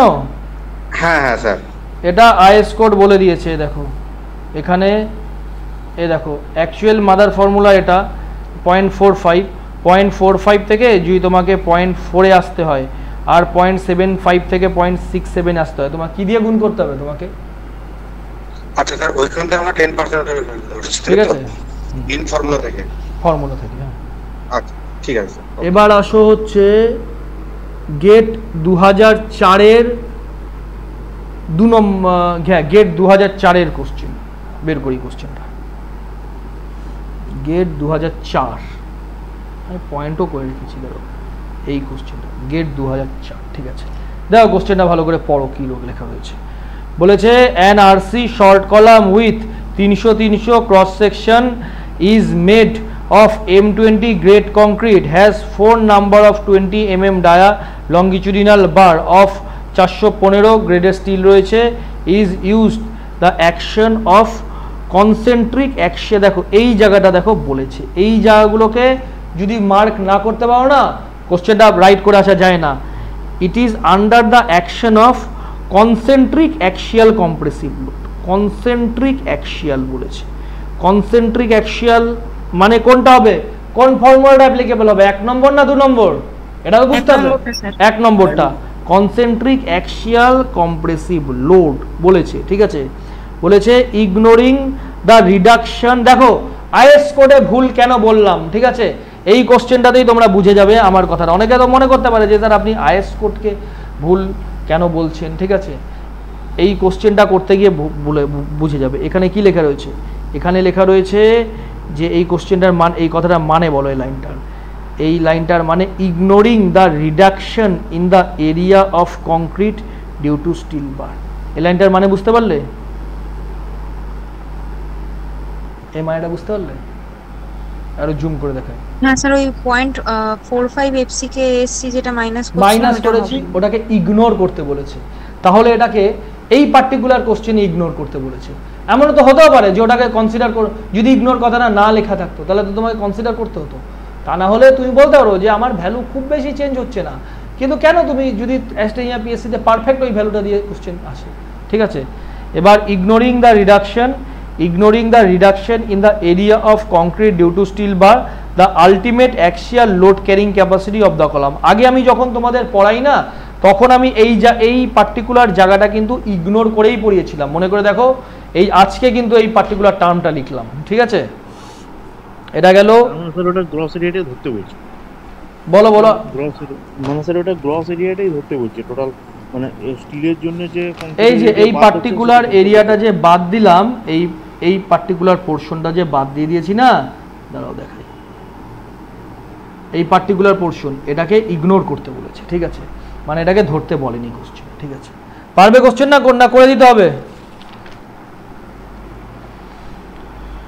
আচ্ছা পারবো স্যার, করে দিই। হ্যাঁ, 4-5টা কোশ্চেন করে দিই, নালে ঠিক ভালো লাগে না। ঠিক আছে, আচ্ছা বলো ফর্মুলাটা বলো কি আছে। অনুশ্রী বলো ফর্মুলাটা কি হবে? স্যার 0.45 এফসিকে এজি হবে। 0.45 এফসিকে ইন্টু এজি, 45 আর 75 বলেছিলাম। হ্যাঁ 75, 0.75 এফওয়াই এএসসি।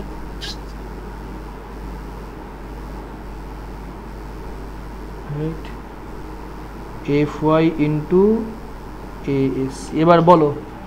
দাঁড়া ফোন আসছে। হ্যাঁ দাঁড়াও, কি বলছে দেখি। তাহলে এখানে আগে বলতে থাকো এফসিক এর ভ্যালু কত লিখবো। হ্যাঁ বলো, কি নিয়ে? কেন না নিয়ে নাও। আর গুটুর ইয়েটা নিয়ে, গুটুর খাবার নিয়ে এসছি। ঠিক আছে, হ্যাঁ পড়াচ্ছি এখন। ঠিক আছে, দরজা খোলা আছে। হ্যাঁ, এফসিক এর ভ্যালু কত হবে বলতে পারছো না? 20 কি দেখছো, দিয়েছি তো কোশ্চেনটা। এজি কত হবে? 300/300। এজিটা 300/300। 300/300। ঠিক আছে, এবার এফওয়াই কত হবে? 415। ঠিক আছে, এবার এএসসি কত হবে? 4টে পাই/4 ইন্টু 20 স্কয়ার। আমি না ক্যালকুলেশনটা করে রেখেছি। ঠিক আছে, ক্যালকুলেশনটা করে রেখেছি। ভ্যালুটা হচ্ছে তোমার আসছে এত কিলোনিউটন। ঠিক আছে, নিজে ক্যালকুলেশনটা করে দেখবে বাড়িতে। ঠিক আছে, এই গেল প্রথম প্রশ্ন। কিচ্ছু না কিন্তু, জাস্ট দেখো গেট লেভেলে এই প্রশ্ন আসছে। এবং তুমি যাই পরীক্ষা দাও না কেন, এই তোমার প্রশ্ন একটা তুমি পাবেই এই টাইপ 1 লোডের। ঠিক আছে, টাইপ 1 যে লোডিং কন্ডিশন, এর ওপরে কলামের আলটিমেট লোড ক্যারিং ক্যাপাসিটির একটা কোশ্চেন আসে। এবার আসো তার পরের কোশ্চেনটা পড়ি, দেখি কি আছে।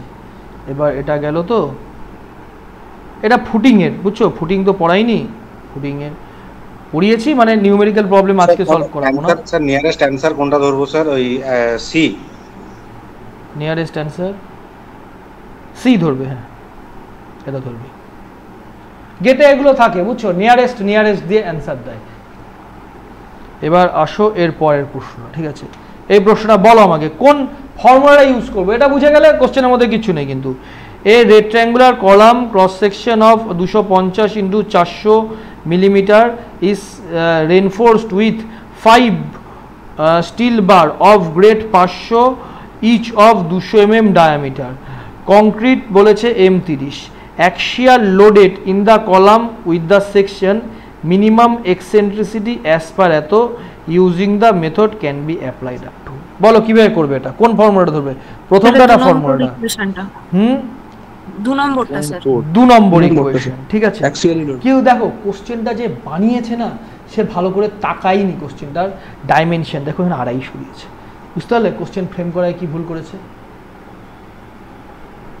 বুঝলে না? বোঝনি? ডাইমেনশন 250 এর জন্য কি সমস্যা হবে স্যার?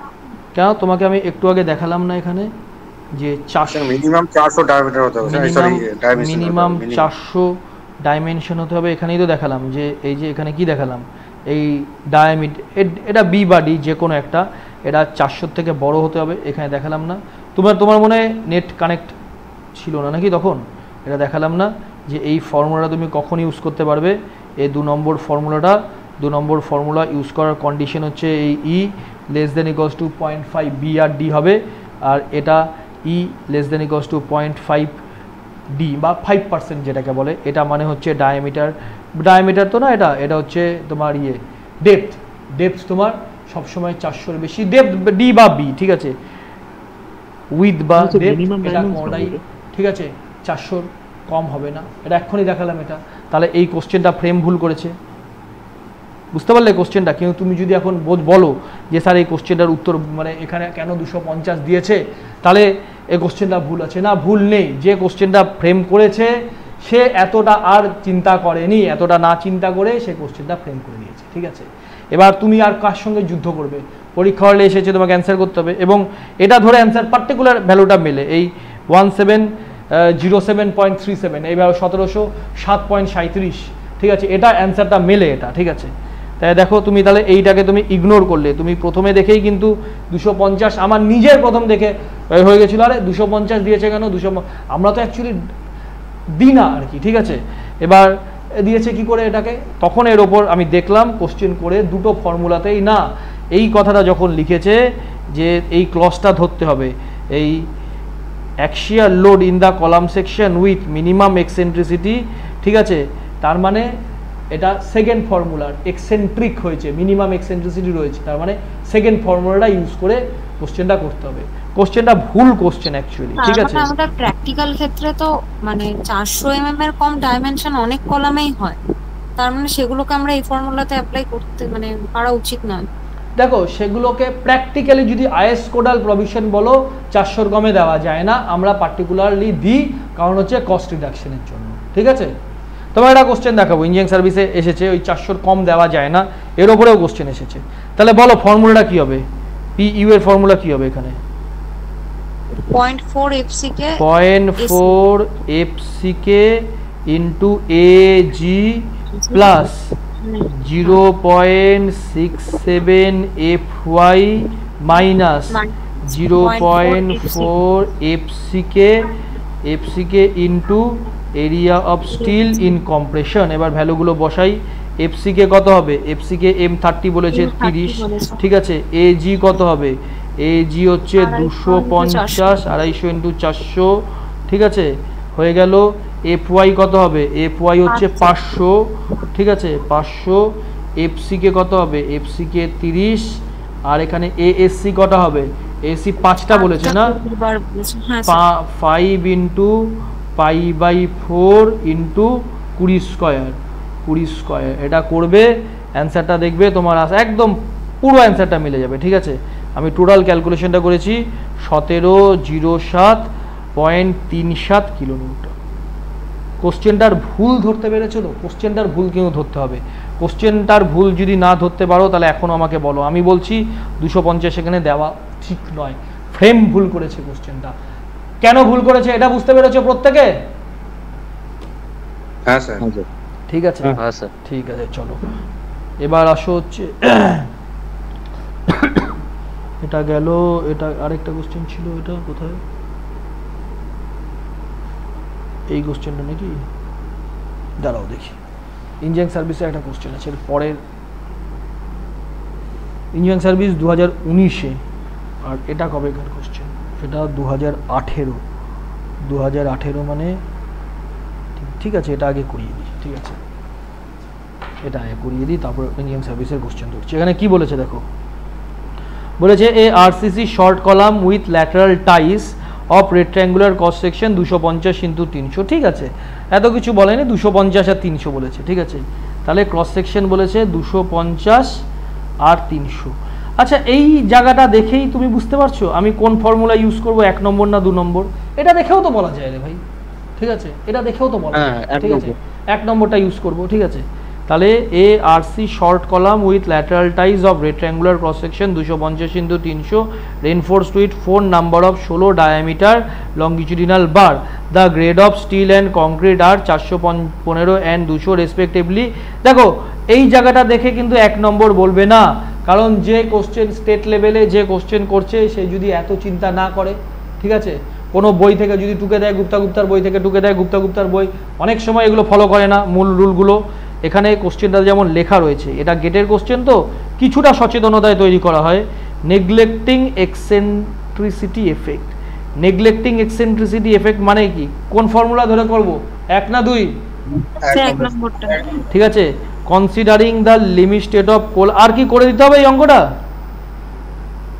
না স্যার ওই আগেরটার মতোই তো স্যার, এটা আগেরটা সেম আর কিছু করে দেওয়ার দরকারই নেই। তোমাদের যেভাবে ফর্মুলা বুঝিয়ে দিলাম আগের বার এতটা ভাবে বোঝাইনি, ঠিক আছে। এটা গেল। এরপর আরেকটা কোশ্চেন আছে, এটা ইঞ্জিনিয়ারিং সার্ভিসে এসেছে, ইঞ্জিনিয়ারিং সার্ভিস 2016-তে এসেছে। দাঁড়াও এই প্রশ্নটা করাই, 2016। আরে দেয়নি তো এটা, এখানে এটা দেয়নি তো, এখানে 2016-তে দেয়নি। দাঁড়াও এটা আছে আরও, দেখছি এটা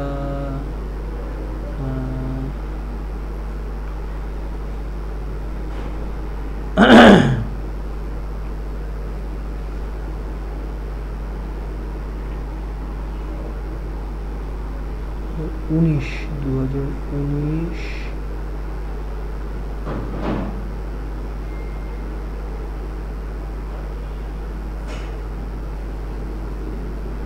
না এই কোশ্চেন আমাকে পড়ে দিতে হবে, এটা এখানে নেই, ঠিক আছে।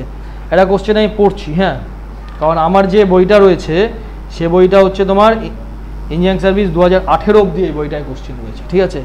এই 2019-এ একটা কোশ্চেন রয়েছে, কোশ্চেনটা পড়ি, কোশ্চেনটা পড়লে বোঝা যাবে, একই রকম প্রশ্ন, ঠিক আছে। বলেছে a circular column is subjected to a unfactored load of 1600 kilonewton. The effective length of the column is 3.5 metre. The concrete M25 and the value of তোমার এটা কি, and the value of AG. দাঁড়াও এটা পড়ে উঠতে পারছি না, মোবাইলে দেখছি তো খুব ছোট হয়ে এটা আসছে, এটা পরের দিন আমি করাবো। দাঁড়াও,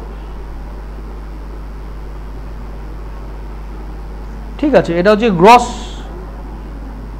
এটা কি লেখা আছে বোঝা যাচ্ছে না, ঠিক আছে, প্রিন্টিংয়ে এটা বোঝা যাচ্ছে না। আমি এটা দেখছি ভালো প্রিন্ট কোথায় রয়েছে, ঠিক আছে, মোবাইল থেকে পড়ছি ভালো করে বুঝতে পারছি না। এই একটা কোশ্চেন করলে সব রকম কোশ্চেন হয়ে যাবে। দাঁড়াও এরপরে তোমাদের আরেকটা কোশ্চেন করাই, একটা কোশ্চেন বাদ থাকলো, ঠিক আছে, একটা কোশ্চেন বাদ থাকলো ইঞ্জিনিয়ারিং সার্ভিসের, ভালো প্রশ্ন এটাও। এটা এবার করাচ্ছি হচ্ছে ইঞ্জিনিয়ারিং সার্ভিস 2018 সালে এই কোশ্চেনটা এসেছিল, দেখি এটা কি না 500, হ্যাঁ এই কোশ্চেনটা বলো কীভাবে করাবো। আমি আগে নিউমেরিক্যাল প্রবলেমগুলোই করে দিয়েছি। বলেছে the ultimate load carrying capacity of a short circular column 300 millimetre diameter with 1% helical reinforcement of Fe 415 grade steel and concrete 20 is nearly. বলো কীভাবে করবো প্রশ্নটা।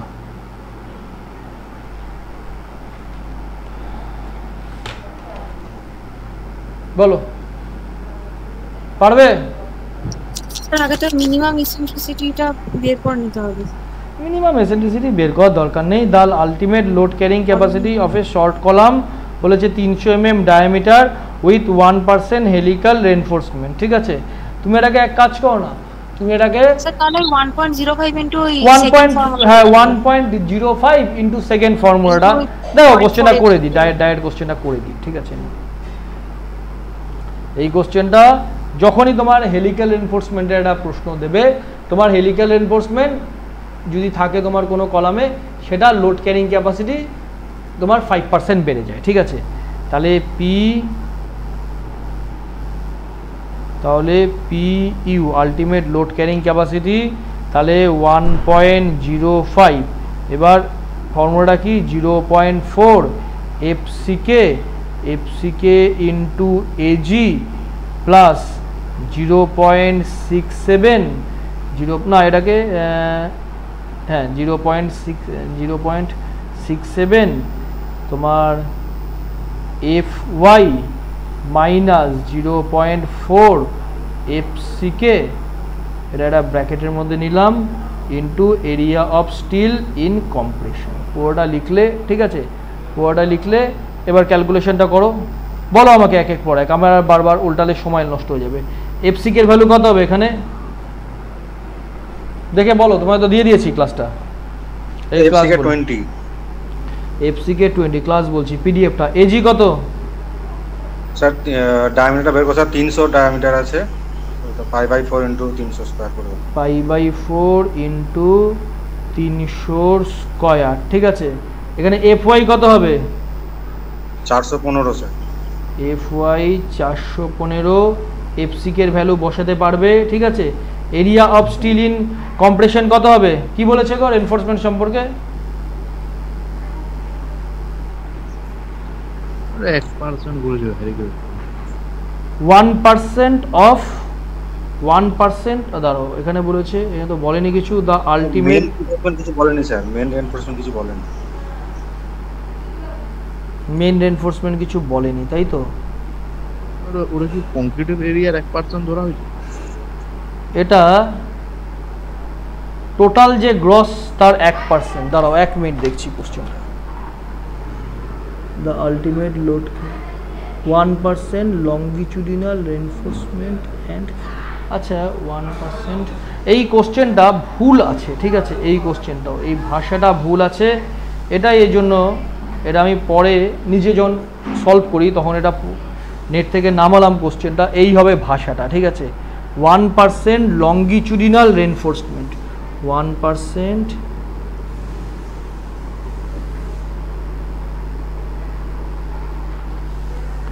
longitudinal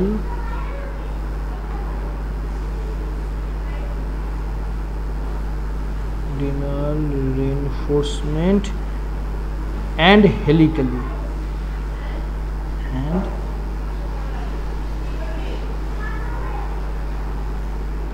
ঠিক আছে। এই যে আইএস মাস্টার এই কোশ্চেনটা ভুল প্রিন্ট করেছিল, ঠিক আছে। তাহলে কি হলো, এই পোস্টটা পড়ে, the ultimate load carrying capacity of a short circular column 300 mm diameter with 1% longitudinal reinforcement, ঠিক আছে। 1% মানে গ্রসের 1% লংগিচুডিনাল রেনফোর্সমেন্টও নিয়েছে, অ্যান্ড হেলিক্যালি, ঠিক আছে।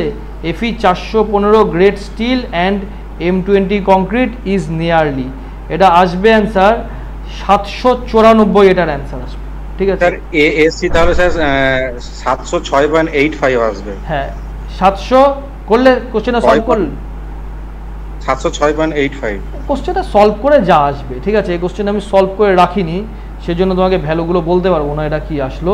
এটা সলভ করবে, তোমার টোটাল যে গ্রস এলো তার 1% তোমার এই ইয়েটা হবে, এই এএসসিটা হবে, ঠিক আছে। এটা ধরে কোশ্চেনটা সলভ করবে, অ্যান্সারটা আসবে 794 তোমার কিলোনিউটন আসবে, ঠিক আছে। এই নিউমেরিক্যাল প্রবলেম আছে, এছাড়া কিছু, দাঁড়াও, এছাড়া হলো তো আরেকটা রয়েছে, আরেকটা লং কলামের ওপর, ঠিক আছে। ইঞ্জিনিয়ারিং সার্ভিসের কোশ্চেনগুলো আসুক, ঠিক আছে, তখন করাবো। এই হয়েছে মোটামুটি তোমাদের যা নিউমেরিক্যাল প্রবলেম কলাম চ্যাপ্টার থেকে, এর বাইরে কোনো ব্যাপার নেই। সোজাসুজি তো একটা দিতে পারে তোমাকে, জাস্ট এই হেলিক্যাল মানে 1.05 দিয়ে 5% তুমি বাড়িয়ে নিচ্ছ, আর তোমাকে যে দুটো ফর্মুলা বললাম সেই দুটো ফর্মুলা কিভাবে এলো সেটাও দেখিয়ে দিয়েছি। এবার চলো ইঞ্জিনিয়ারিং সার্ভিসের প্রশ্নগুলো এক এক করে করি। দাঁড়াও আমি আমার বইটা হার্ড কপিটা বের করি। সুরাজ তোমাকে বলবো, হ্যাঁ কোশ্চেনগুলো চটচট করে ছাড়ো, কোশ্চেন পড়লে আমি পড়ে পড়ে করাই, তুমি যদি পড়ে পড়ে দেরি হয়ে যাবে তাতে। আমার বইটা বের করে নিই, এটা 6 নম্বর ইউনিট।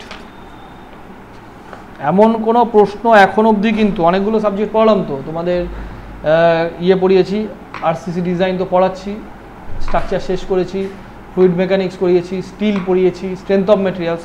থিওরিতে আমি সেই কনসেপ্ট বা সেই নিউমেরিক্যাল প্রবলেম করাইনি, এমন কিন্তু ইঞ্জিনিয়ারিং সার্ভিস বা গেটে আসেনি কিন্তু, ঠিক আছে। আসো এই সব কোশ্চেন আমি করাবো না, ঠিক আছে। এগুলো সব থিওরিতে বলা আছে, মিনিমাম স্ল্যাব কভার টভার, এগুলো সময় নষ্ট কোশ্চেন, এগুলো গুপ্তার বইয়ের কোশ্চেন, ঠিক আছে। আসো এর কোশ্চেন, এটা বলো, which one of the following statement is correct, ঠিক আছে। এটাও কিছু পড়ানোর কিছু নেই। বলেছে ম্যাক্সিমাম, বলো কোনটা হবে, অ্যান্সারগুলো নিজেরা বলতে থাকো চটচট করে। কত হবে এটার answer? Which one of the following statement is correct? কতটা রেনফোর্সমেন্ট থাকে? Maximum longitudinal reinforcement axially loaded column is 6% of gross cross sectional area. এটা ক্লাসে পড়াইনি? 0.8 থেকে 6 বারবার চেঁচিয়ে চেঁচিয়ে বলতাম, কিন্তু প্র্যাকটিক্যালি কি 6% পারো রাখতে? না স্যার 4% দিতে হয়। কেন 4%? প্র্যাকটিক্যালি 6% কেন থাকে না? স্যার ওই কনজাস্টেড হয়ে যায়। ঠিক আছে, ক্লাসের আর নোটটা দেখাচ্ছি না, এরপরে আসো তারপরে কোশ্চেনটা। এরপরে কোশ্চেনে বলেছে the limit of percentage pure, তো 0.8 থেকে 6। ঠিক আছে, 0.8 থেকে 6। এই যাগুলো ডিটেলসে বললাম না, হ্যাঁ ক্লাসে থিওরিতে সব আলোচনা আছে এগুলো। এটা ওয়াটার ট্যাঙ্কের কোশ্চেন, এটা দরকার নেই। এরপরে আসবে তোমাদের 34 নম্বর, না 34 না 12 নম্বর কোশ্চেনটা। এই কোশ্চেনটা বলো, এই কোশ্চেনটা বহুবার এসেছে। Lateral tie in a RCC column কি করে? ল্যাটারাল টাই ল্যাটারাল টাই দেখলে সর্বদা বাকলিং করবে। ঠিক আছে, এটা গেল। এরপরে আসো 14 নম্বর কোশ্চেন। 14 নম্বর কোশ্চেনে তোমাদের বলেছে যে in an axially loaded spirally reinforced short column the concrete inside the core is subjected to. ঠিক আছে, এটা তোমাদের ট্রাই অ্যাক্সিয়াল কম্প্রেশন। এটা আমি থিওরিতে এই পার্টিকুলার জায়গাটা আমি পড়াইনি। ঠিক আছে, এটা আজকেই প্রথম শুনলে। ইঞ্জিন সার্ভিসে 2-3 এই কোশ্চেনটা এসেছে, এটা তোমাকে মনে রাখতে হবে। বলেছে in an axially loaded spirally reinforced short column the concrete inside the core. ওই কোর যে দেখালাম না ছবিতে, কোরের ভেতরে যে কংক্রিট থাকে সে ট্রাই অ্যাক্সিয়াল কম্প্রেশন ক্যারি করে। ঠিক আছে, এটা গেল। তারপরে কোশ্চেনটা বলো। ক্রস না, এটা ক্রস কেন হবে? Cross sectional area of metal core in composite column should not be less than. এটাও প্রথম এসেছিল ইঞ্জিন সার্ভিসে, এটা আগে কোনো পরীক্ষায় আসেনি। এটাও তোমাকে মনে রেখে দিতে হবে 20%। ঠিক আছে, এটা গেল। আচ্ছা, এই কোশ্চেনে তো পড়িয়েছি তোমাদের, in a pedestal the factor which effective length should not be exceed the least lateral dimension. এটা তো ক্লাসে হয়েছে 3। ঠিক আছে, 3 হলো। এবার আসো এই জায়গাটা, এই দেখো কোশ্চেনটা অনেক ভুল করেছে আইএস মাস্টার। এই অ্যাসেসেন রিজন দিয়েছে, ঠিক আছে, কিন্তু তার কন্ডিশনগুলো এখানে কিছু দেয়নি। হ্যাঁ, কোশ্চেনটা পরে আমি ডাউনলোড করেছি, ডাউনলোড করে আমি তোমাকে কোশ্চেনটা বলবো। আগে তুমি বলো স্টেটমেন্টগুলো সঠিক কি ভুল। বলেছে all column shall be subjected for minimum eccentricity. ঠিক আছে, of unsupported length of column divided by 500 plus lateral dimension divided by 30। ঠিক আছে, to a minimum of 20 millimetre. এটা কি ঠিক রয়েছে?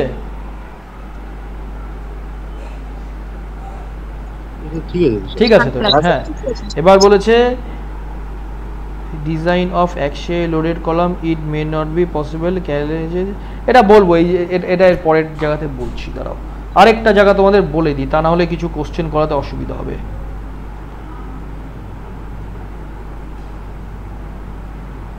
একটু দাঁড়াও।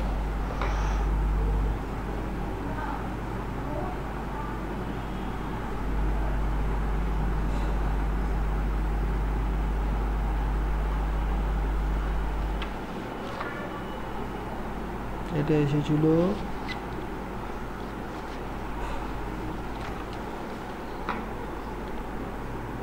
গেট 1993। ঠিক আছে,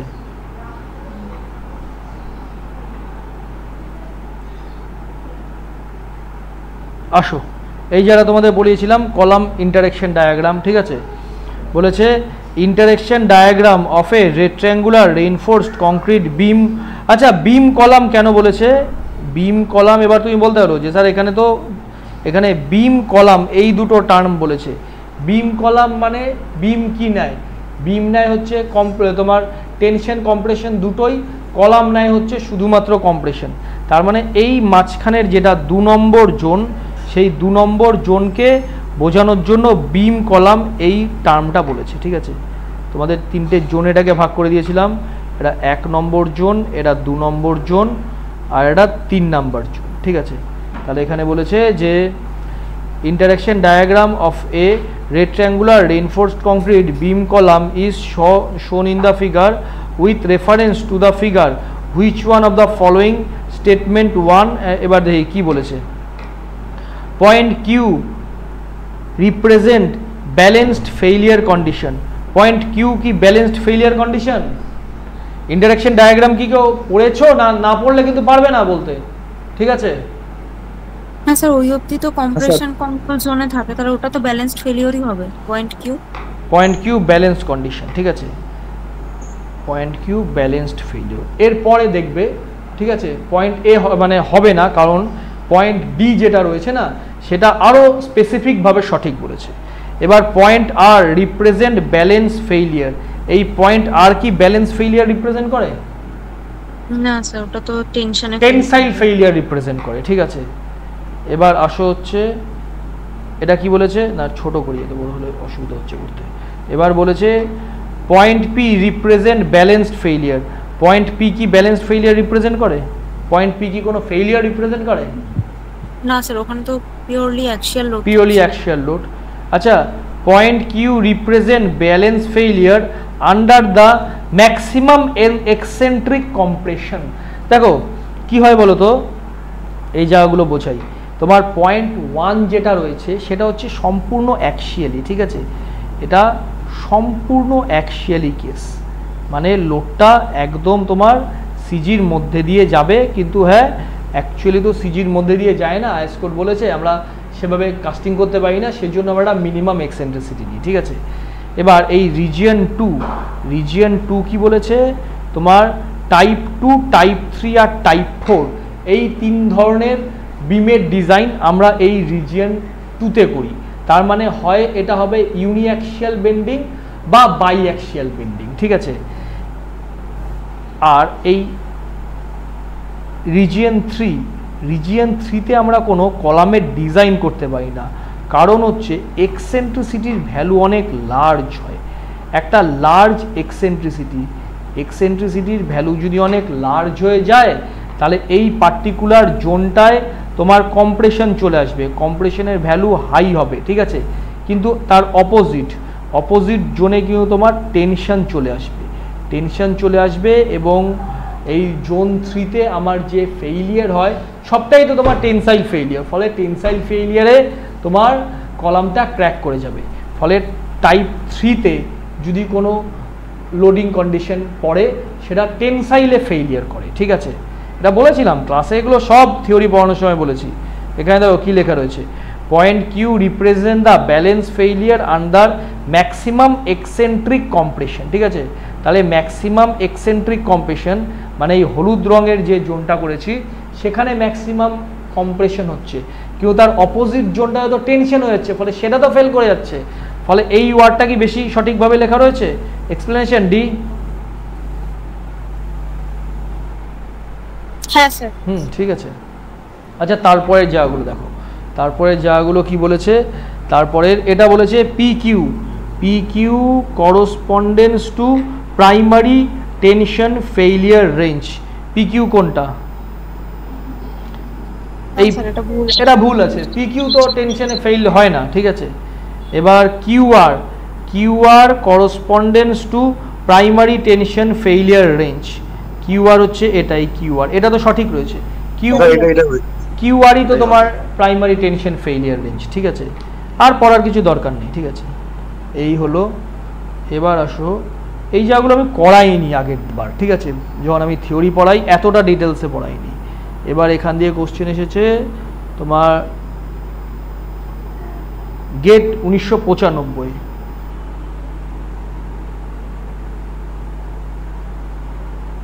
এই কোশ্চেনটা দেখো কি বলেছে in a reinforced concrete beam column the increase in the flexural strength along with the increase the axial strength occurs, ঠিক আছে। কি বুঝতে মানে,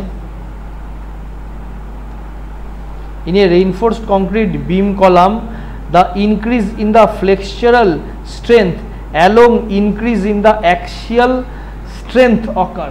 অ্যাক্সিয়াল স্ট্রেংথ অকার হচ্ছে ফ্লেক্সিয়াল স্ট্রেংথ বাড়ার সাথে সাথে, তাহলে কি হবে? থার্ড রিজিয়নের কথা বলেছে। থার্ড রিজিয়নে কি হবে? when the yielding of the tension reinforcement govern the strength।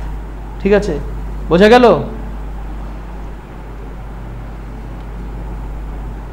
বোঝা গেল এই পয়েন্টটা? অপশনটা বুঝা গেল।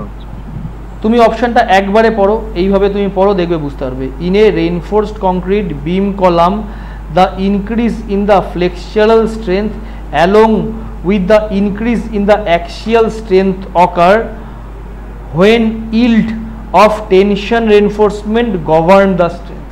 এরা কোনো একটা টোটাল একটা ওয়ার্ডকে দুটো পার্টে ভেঙে এরা লিখে রেখেছে, ঠিক আছে? স্যার অ্যাক্সিয়াল ফ্লেক্সিয়াল স্ট্রেংথের সাথে অ্যাক্সিয়াল স্ট্রেংথ তো ইনভার্সলি প্রপোর্শনাল ছিল না, আমি 3 নাম্বার রেঞ্জে বলছি তো। 3 নাম্বার রেঞ্জে তা হচ্ছে না। 3 নাম্বার রেঞ্জে তোমার টেনসাইল স্ট্রেংথটা এতটা বেড়ে যায় এক্সেন্ট্রিসিটির জন্য যে সেখানে ফেল হয়ে যায়। তো এটা থার্ড জোনের কথা হচ্ছে না, সেটা তো তোমার নর্মাল কন্ডিশনের সাথে মেলে না। তো বুঝতে পেরেছি স্যার। ঠিক আছে, এবার আসো ইঞ্জিনিয়ারিং সার্ভিস 2000 এখান দিয়ে কোশ্চেন এসেছে 6, 2010, 2009। আসো ইঞ্জিনিয়ারিং সার্ভিস 6, 2009, 2006 এই কোশ্চেনটা। এটা তো পারবে, এটা তো না পারার কিছু নেই। এখানে বলেছে a rectangular reinforced column B into D has been subjected to uniaxial bending moment M and axial load P, characteristic strength dot dot dot dot পড়ে পড়ে কোনটা সঠিক ডায়াগ্রাম বলো? গোটা আমি আর পড়লাম না। কোনটা সঠিক ডায়াগ্রাম? ডি এরটা, ঠিক আছে। এবার আসো 2010, ঠিক আছে। 2010-এ দাঁড়াও, কোশ্চেনটা হ্যাঁ এইটা।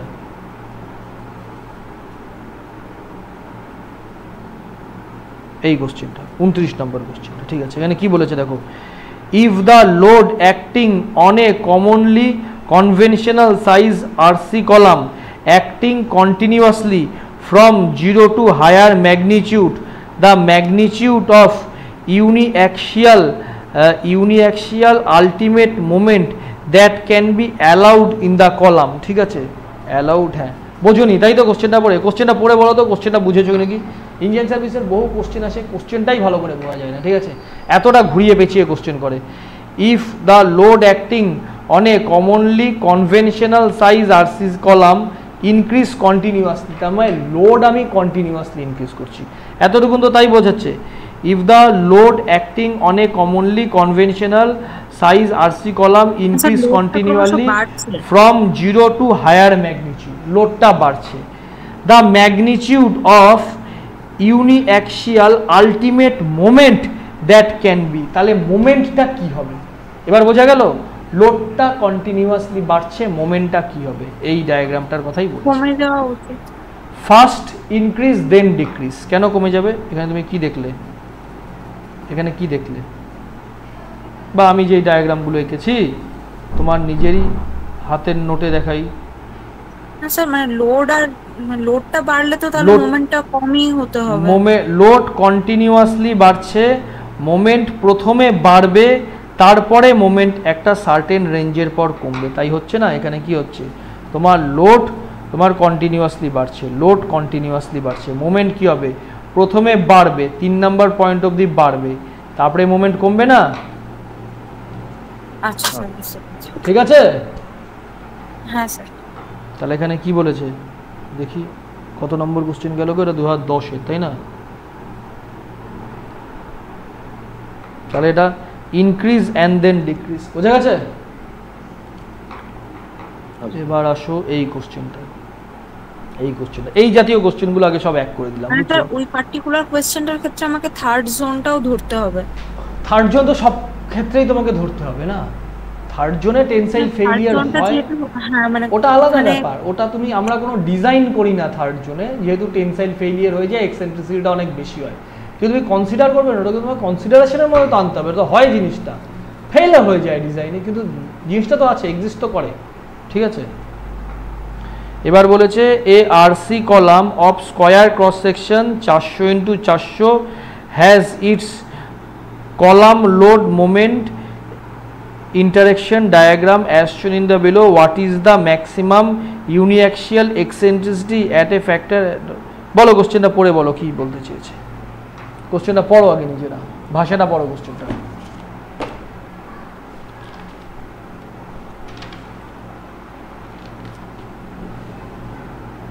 দেখো কীভাবে করবো, দেখো করে দিই কোশ্চেনটা, সলভ করে দিচ্ছি।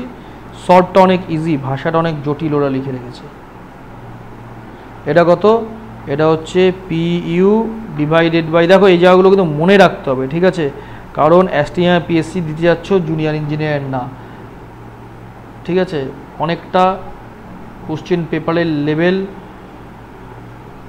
চেঞ্জ আছে। এই কোশ্চেনগুলো করিয়ে দিচ্ছি তো, এরপরে যেগুলো প্রিভিয়াস ইয়ারের অ্যাসিস্ট্যান্ট ইঞ্জিনিয়ার কোশ্চেন আছে সেগুলো দেখবে, কিচ্ছু নেই, একদম ইজি কোশ্চেন লাগবে। ওই কোডাল প্রভিশন থেকেই দেয় STM PSCতে।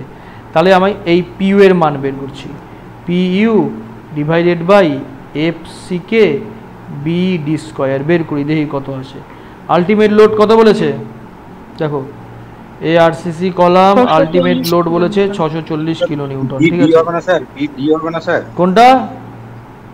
FCK BD হবে তো স্যার? হ্যাঁ FCK BD ভুল লিখেছি এখানে, তো এখানে BD লিখেছে না স্কয়ার চলে এসেছে, ঠিক আছে। তাহলে 640 into 10 to the power 3, FCK কত হবে? হ্যাঁ 20, হ্যাঁ হাত তুললে কেন হাত তুল, হ্যাঁ এত ইন্টু 400 ইন্টু 400, 400 ইন্টু 400 করে দেখো কত আসছে, করে এটা আসছে 0.2 আসছে, দেখো 0.2। দেখো ক্যালকুলেশনটা করো তো একটু, দেখো তো সুরাজ করো তো, 0.2 ছাড়া তো হওয়া উচিত না, আসছে 0.2। এবার এরা বলেছে যে এই 0.2 এর রেসপেক্টে এই 0.2তে গেলে, ঠিক আছে, এই 0.2 এর রেসপেক্টে এখানে তোমার ভ্যালুটা কত হবে, ঠিক আছে। এই 0.3 যেটা সেটা কোনটা, হ্যাঁ এটা তো 0.2 এসছে, এই 0.2 এই যে এই ডায়াগ্রামে এর ভার্টিক্যাল ড্রপটার ভ্যালু কত হবে, এরা সঠিক ভ্যালু লেখেনি, ঠিক আছে। এই ভ্যালুটা হচ্ছে MU divided by FCK BD square, ঠিক আছে। MU মানে কি? MU মানে হচ্ছে PU ইন্টু E, মোমেন্ট মানে কি? ফোর্স ইন্টু এক্সেন্ট্রিসিটি, ঠিক আছে। FCK এর ভ্যালু কত আসছে, divide by FCK BD square. এবার তুমি বের করো এখান থেকে, না এটা না, সরি ভুল বললাম, ওরা এক্সেন্ট্রিসিটি চেয়েছে কোশ্চেনটাতে, ঠিক আছে, ওরা কোশ্চেনটাতে এক্সেন্ট্রিসিটি চেয়েছে। তার মানে এই MU FCK BD স্কয়ার মানে এটা ইকুয়ালস টু 0, কোশ্চেনটা পড়লাম না তো, 0.3। দেখবে কোশ্চেনটা এক্সেন্ট্রিসিটি চেয়েছে, এই ইউনিঅ্যাক্সিয়াল এক্সেন্ট্রিসিটি চেয়েছে, তাহলে তোমাকে এক্সেন্ট্রিসিটিটা বের করতে হবে। তাই তুমি বের করো এক্সেন্ট্রিসিটি কত হবে। অতএব এই ইকুয়েশন এখান থেকে তুমি বের করতে পারবে E equals to 0.3 into 20 into 400 divided by 400 এর square divided by 640 into 10 to the power 3। করো তো ক্যালকুলেশনটা, আলটিমেট ক্যালকুলেশনটা কত হচ্ছে।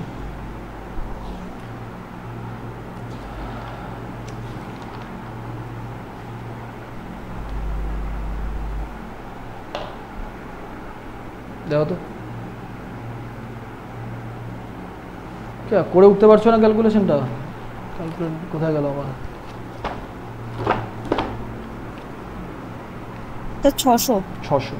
600 অ্যান্সার হবে।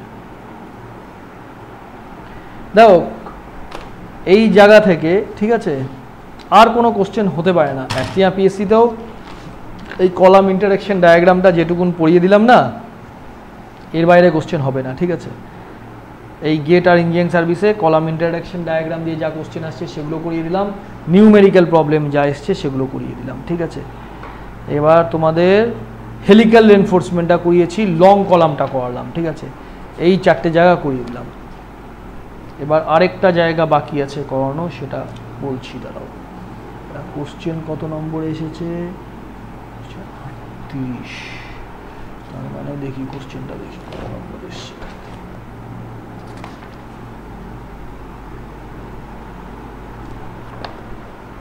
আগে থিওরিটা বুঝিয়ে দিই। দুটো অ্যাজাম্পশন রয়েছে, এই অ্যাজাম্পশনটা ক্লাসে পড়িয়েছি, ক্লাসের রেকর্ডিংয়েও পেয়ে যাবে, তাও আমি বলে দিচ্ছি একবার। দেখো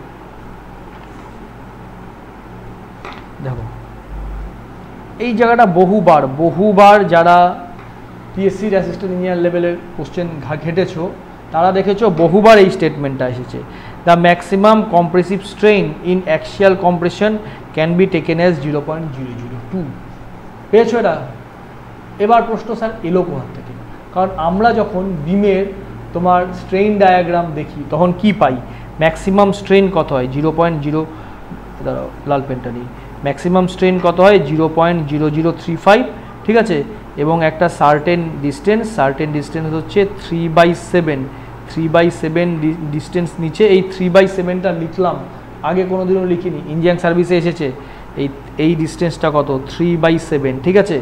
3/7 নিচে তোমার আরেকটা লেয়ার কনসিডার করি যেখানে স্ট্রেন হয় 0.002, আর এটা একটা লিনিয়ার ডায়াগ্রাম, এটা তোমরা পেয়েছো, ঠিক আছে। এটা বিমের ক্ষেত্রে হয়, এটা বিমের ক্ষেত্রে। এই টোটাল ডায়াগ্রামটা কিন্তু ক্লাসে লিখে বুঝিয়েছি, ক্লাস রেকর্ডিং দেখে দেখবে। হ্যাঁ, 3/7 অফ XU। এটা কোনবার এসেছে বলো তো? এটা ইঞ্জিনিয়ারিং সার্ভিসে, তোমাদের বলে দিই, হ্যাঁ নোট ডাউন করে রাখো, দাঁড়াও। এটা ইঞ্জিনিয়ারিং সার্ভিস 2012-তে এসেছে এই কোশ্চেনটা। আমি সেটাই ভাবলাম যে অনেকটা কিন্তু নলেজ দরকার, যে অল্প একটু পড়ে গেলাম পারবে না। এই যে 3/7 অফ D, ওরা D দিয়ে দিয়েছে, ওই XU-কে D দিয়ে দিয়েছে, বুঝছো তো? XU-র ভাষাটা ওরা D লিখেছে এখানে। তাহলে অনেকটা নলেজ ছাড়া পারা যাবে না, ইন ডেপথ পড়তে লাগবে। কোনটা বলছিলাম? হ্যাঁ, এই জায়গাটা বলছিলাম। তাহলে 3/7 অফ XU দিয়ে এটা বিমের স্ট্রেন ডায়াগ্রাম, এটা তো আমরা পড়েছি, ঠিক আছে। আচ্ছা, বিমে কি থাকে? বিমে টেনশন থেকে, কম্প্রেশন থেকে, দুটোই থাকে। তাহলে নিউট্রাল অ্যাক্সিসের ওপরটা রয়েছে তোমার কম্প্রেশন পজিটিভ, নিউট্রাল অ্যাক্সিসের নিচেরটা রয়েছে টেনশন, ঠিক আছে। আচ্ছা, কলামের ডেফিনেশন কি? কলাম কাকে বলে সুরাজ? কলাম সে যে মেম্বার কম্প্রেসিভ লোড বেয়ার করে, যে মেম্বার কম্প্রেসিভ লোড বেয়ার করে তাকে কলাম বলে, ঠিক আছে। তাহলে আমি না ডায়াগ্রামটা আঁকি একবার, বুঝছো? এরকমভাবে বলতে তোমরা কতদূর বুঝতে পারবে একবার আঁকলে একদম সিম্পলি ভালোভাবে বুঝে যাবে। ডায়াগ্রাম থেকে পড়ানো, তাও ডায়াগ্রামটা আমার নিজের আঁকা না, আমি দেখতে পাচ্ছি কিছু কিছু জায়গায় আরও ক্লিয়ারিটি দরকার ছিল ডায়াগ্রামটাতে। এটা হচ্ছে একটা কলামের আমি ক্রস সেকশন আঁকলাম, এটা কলামের ক্রস সেকশন আঁকলাম, এটা কলামের নিউট্রাল অ্যাক্সিস।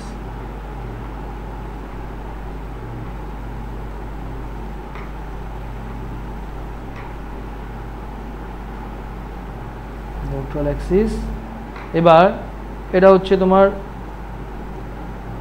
বি, এটা ডি, এটা ডি। এবার চারটে রেনফোর্সমেন্ট রয়েছে, একটা, দুটো, তিনটে, চারটে, ঠিক আছে, ভালো কথা, এটা বুঝলাম।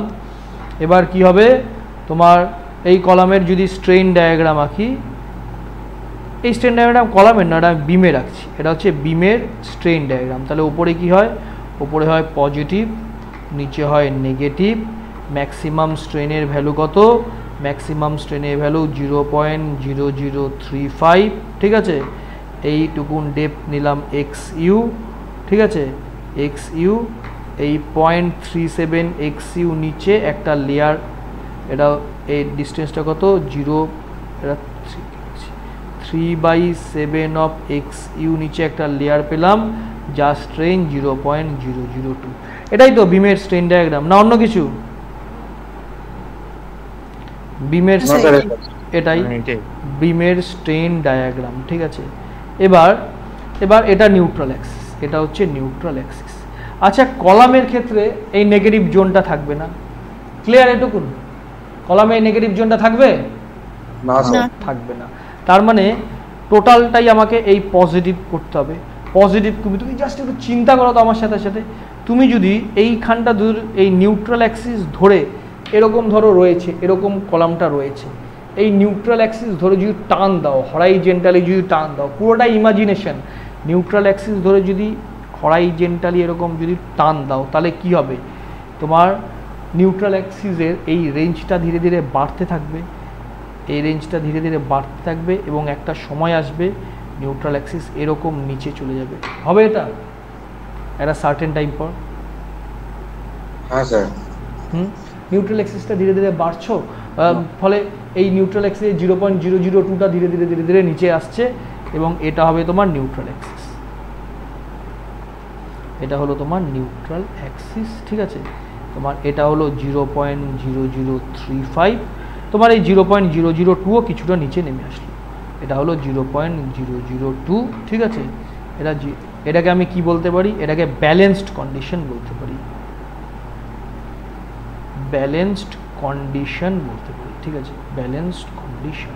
তাহলে সম্পূর্ণটা পজিটিভ, তাহলে এটাকে কলাম বলতে পারি, আর নেগেটিভ নেই তো, কলাম বলতে পারি কি পারি না? হ্যাঁ স্যার। কিন্তু দেখো ব্যালেন্স কন্ডিশনের সমস্যাটা কি হচ্ছে, একটু যদি বেশি লোড চলে আসে ফট করে কলামে নেগেটিভ চলে আসবে, ঠিক আছে, টেনশন চলে আসবে, ফলে আর সেটা কলাম থাকবে না, কলাম থাকবে না মানেই ক্র্যাক করে যাবে, অল্প টেনশন আসলেই কলাম ক্র্যাক করে যায়, ফলে এই ব্যালেন্সড কন্ডিশন বা ক্রিটিক্যাল কন্ডিশন, এটাকে ব্যালেন্সড বা ক্রিটিক্যাল কন্ডিশন বলা হয়, ক্রিটিক্যাল কন্ডিশন। তাহলে ব্যালেন্সড বা ক্রিটিক্যাল কন্ডিশন রাখা যাচ্ছে না, তাহলে আমাকে কি করতে হবে, তাহলে আমাকে আরও, তুমি জাস্ট ইমাজিন করতে থাকো নিউট্রাল অ্যাক্সিসটাকে আরও তুমি হরাইজেন্টালি টানবে, তাহলে কি হবে, নিউট্রাল অ্যাক্সিসটা আরও নিচের দিকে নামতে থাকবে, ঠিক আছে। নিউট্রাল অ্যাক্সিসটা আরও নিচের দিকে নামলে এই রকম একটা কন্ডিশন পেলে তুমি, এরকম একটা কন্ডিশন পেলে, এই গেল, এরপর ডটেড ডটেড ডটেড ডটেড হলো, এই হয়ে গেল তোমার নিউট্রাল অ্যাক্সিসের পজিশন, এটা তোমার নিউট্রাল অ্যাক্সিসের পজিশন, এটুকুন পোর্শন তোমার ফার্ম রয়েছে, তারপরে তোমার এটা ডটেড ডটেড ডটেড ডটেড হয়ে গেল, ঠিক আছে। আচ্ছা, একটা জিনিস তোমাকে বলা হলো না, এইটা নিউট্রাল অ্যাক্সিসকে যে টানছো তাতে কি হচ্ছে, এটা এইভাবে রোটেট করছে না, এটা কমছে, এই ওপরের যে 0.0035 এটা যদি না কমে তাহলে এই নিচেরটা কি করে বাড়বে, এটাকে টানছো, তার মানে এই ভ্যালুটা ধীরে ধীরে অপোজিট দিকে ভ্যালুটা কমছে, এটা ইমাজিনেশন করতে পারছো, এই ভ্যালুটা ধীরে ধীরে কমছে, একটা বাড়লে তো একটা কমবে, ঠিক আছে, একটা বাড়লে তো একটা কমছে, এই পজিশনে গেল, তাহলে তুমি এই পজিশনকে এখন বলা হয় এপসাইলন সিএইচ, এপসাইলন সিএইচ, এই পজিশনকে বলা হয় এপসাইলন সিএল, এপসাইলন সিএল, ঠিক আছে। এই এপসাইলন সিএইচ এর ভ্যালুটা তোমার কি মনে হয় 0.0035 এর থেকে বড় হবে না ছোট হবে, কি মনে হয়? ছোট। তাহলে 0.0035 এর থেকে ছোট হবে। পরীক্ষায় বহুবার কোশ্চেন, জিনিসটা শুধু বোঝার চেষ্টা করো কিন্তু বন্ধুরা, মুখস্থ করো না। Epsilon CH equals to 0.0035 minus 0.75 of epsilon CH, এটা হয় এপসাইলন সি, এটা এপসাইলন সিএল, ভুল লিখেছি, এটা এপসাইলন সিএল, ঠিক আছে। তাহলে এটা 0.0035 মাইনাস 0.75 এপসাইলন সিএল এরকম হবে, ঠিক আছে। তুমি আরও কমাচ্ছ, ঠিক আছে, তুমি আরও নিউট্রাল অ্যাক্সিসটাকে এদিক দিয়ে টানছো, নিউট্রাল অ্যাক্সিসটাকে টানছো, এই বাহুটা আরও এদিকে তোমার সরে যাচ্ছে, আলটিমেটলি কি হবে, আলটিমেটলি এই রকম হবে ফাইনাল, তার মানে এই ভ্যালুটার, এইটার ভ্যালু হবে 0.002, এটার ভ্যালু হবে 0.002, তার মানে এটা হচ্ছে, এটা ফিগার 1, এটা figure 1, figure 2, figure 3, figure 4। Figure 3তে লোডের পরিমাণ যদি ইনফাইনাইট বাড়ে তাহলে তো নিউট্রাল অ্যাক্সিসটা বাড়তে বাড়তে বাড়তে বাড়তে আবার এই বডির ভেতরে চলে আসতে পারে, ফলে নেগেটিভ হতেই পারে, টেনশন আসতেই পারে। কিন্তু ফিগার 4-এ যদি তুমি নিয়ে চলে আসতে পারো তাহলে তো দুটো প্যারালাল হয়ে গেল, আর কখনোই তোমার মূল ডায়াগ্রামে টেনসাইল ফোর্স আসবে না, ফলে তোমার স্ট্রাকচারটা সেফ হয়ে যাচ্ছে। তাহলে এই হয়ে গেছে তোমার 0.002, ঠিক আছে। তাহলে এবার দেখো প্রথম ক্লজটা, এই জায়গাটাই তোমাদের বোঝালাম, এটাই বোঝানো ছিল। এবার প্রিভিয়াসলি যে নোটটা লিখেছি পড়িয়েছিলাম আর কি ক্লাসে, ওটা দেখে বলে দেবো। Maximum compression compressive strain in axial compressive member taken as 0.002। এবার বোঝা গেল এই কথাটার মানে কি? ঠিক আছে। আচ্ছা, এরপরে একটা স্টেটমেন্ট আসে, লোড বাড়লে নিউট্রাল অ্যাক্সিস কিভাবে মুভ করছে? লোড বাড়লে কি হবে? লোড বাড়লে তোমার যেটা টেনশন ছিল সেই, দেখো লোডের পজিশনে তুমি কোনো একটা জায়গা কম্প্রেশন হলে তার অপোজিট জায়গা টেনশন হবে, এটা বোঝো? হ্যাঁ স্যার, বুঝতে পেরেছি। এবার তো ধীরে ধীরে উঠতে থাকবে, হ্যাঁ মোমেন্টটা বাড়ে, হ্যাঁ। আর এই ফর্মুলা তোমাদের লিখিয়ে দিলাম, এই 0.0035 মাইনাস 0.75 CL। ঠিক আছে, ঠিক আছে, আমি এখানেই আজকে ক্লাস শেষ করব। ঠিক আছে, এরপরে তোমাদের কাল বাদে পরশু পড়া আছে। এই কলামের একটু আরও কিছু কোশ্চেন করাতে হবে, কিছু কোশ্চেন করিয়ে তোমাদের কিন্তু পড়ানো হয়নি আমার, তোমার ওই জায়গাটা, ওই বন্ড ডেভেলপমেন্ট লেন্থ ওর ইঞ্জিনিয়ারিং সার্ভিসের প্রশ্নগুলো করাইনি। ঠিক আছে, এই আজকে তো আর হলো না, আজকে রাত্রি 12টা বাজে, কালকে পরশু দিন রাত্রি 9টা থেকে ক্লাস আছে। চেষ্টা করো আজকে যেটা পড়ালাম সেটা যদি পড়তে পারো ভালো, এটা যদি নাও পড়তে পারো প্রিভিয়াসলি যে দুদিন পড়িয়েছি সেই ক্লাসটা দেখে আসো। ঠিক আছে, ঠিক আছে, ওকে, বোঝা গেছে ক্লাস এমনিতে ওভারঅল? হ্যাঁ স্যার। ঠিক আছে, ওকে ওকে, ঠিক আছে, ওকে, গুড নাইট।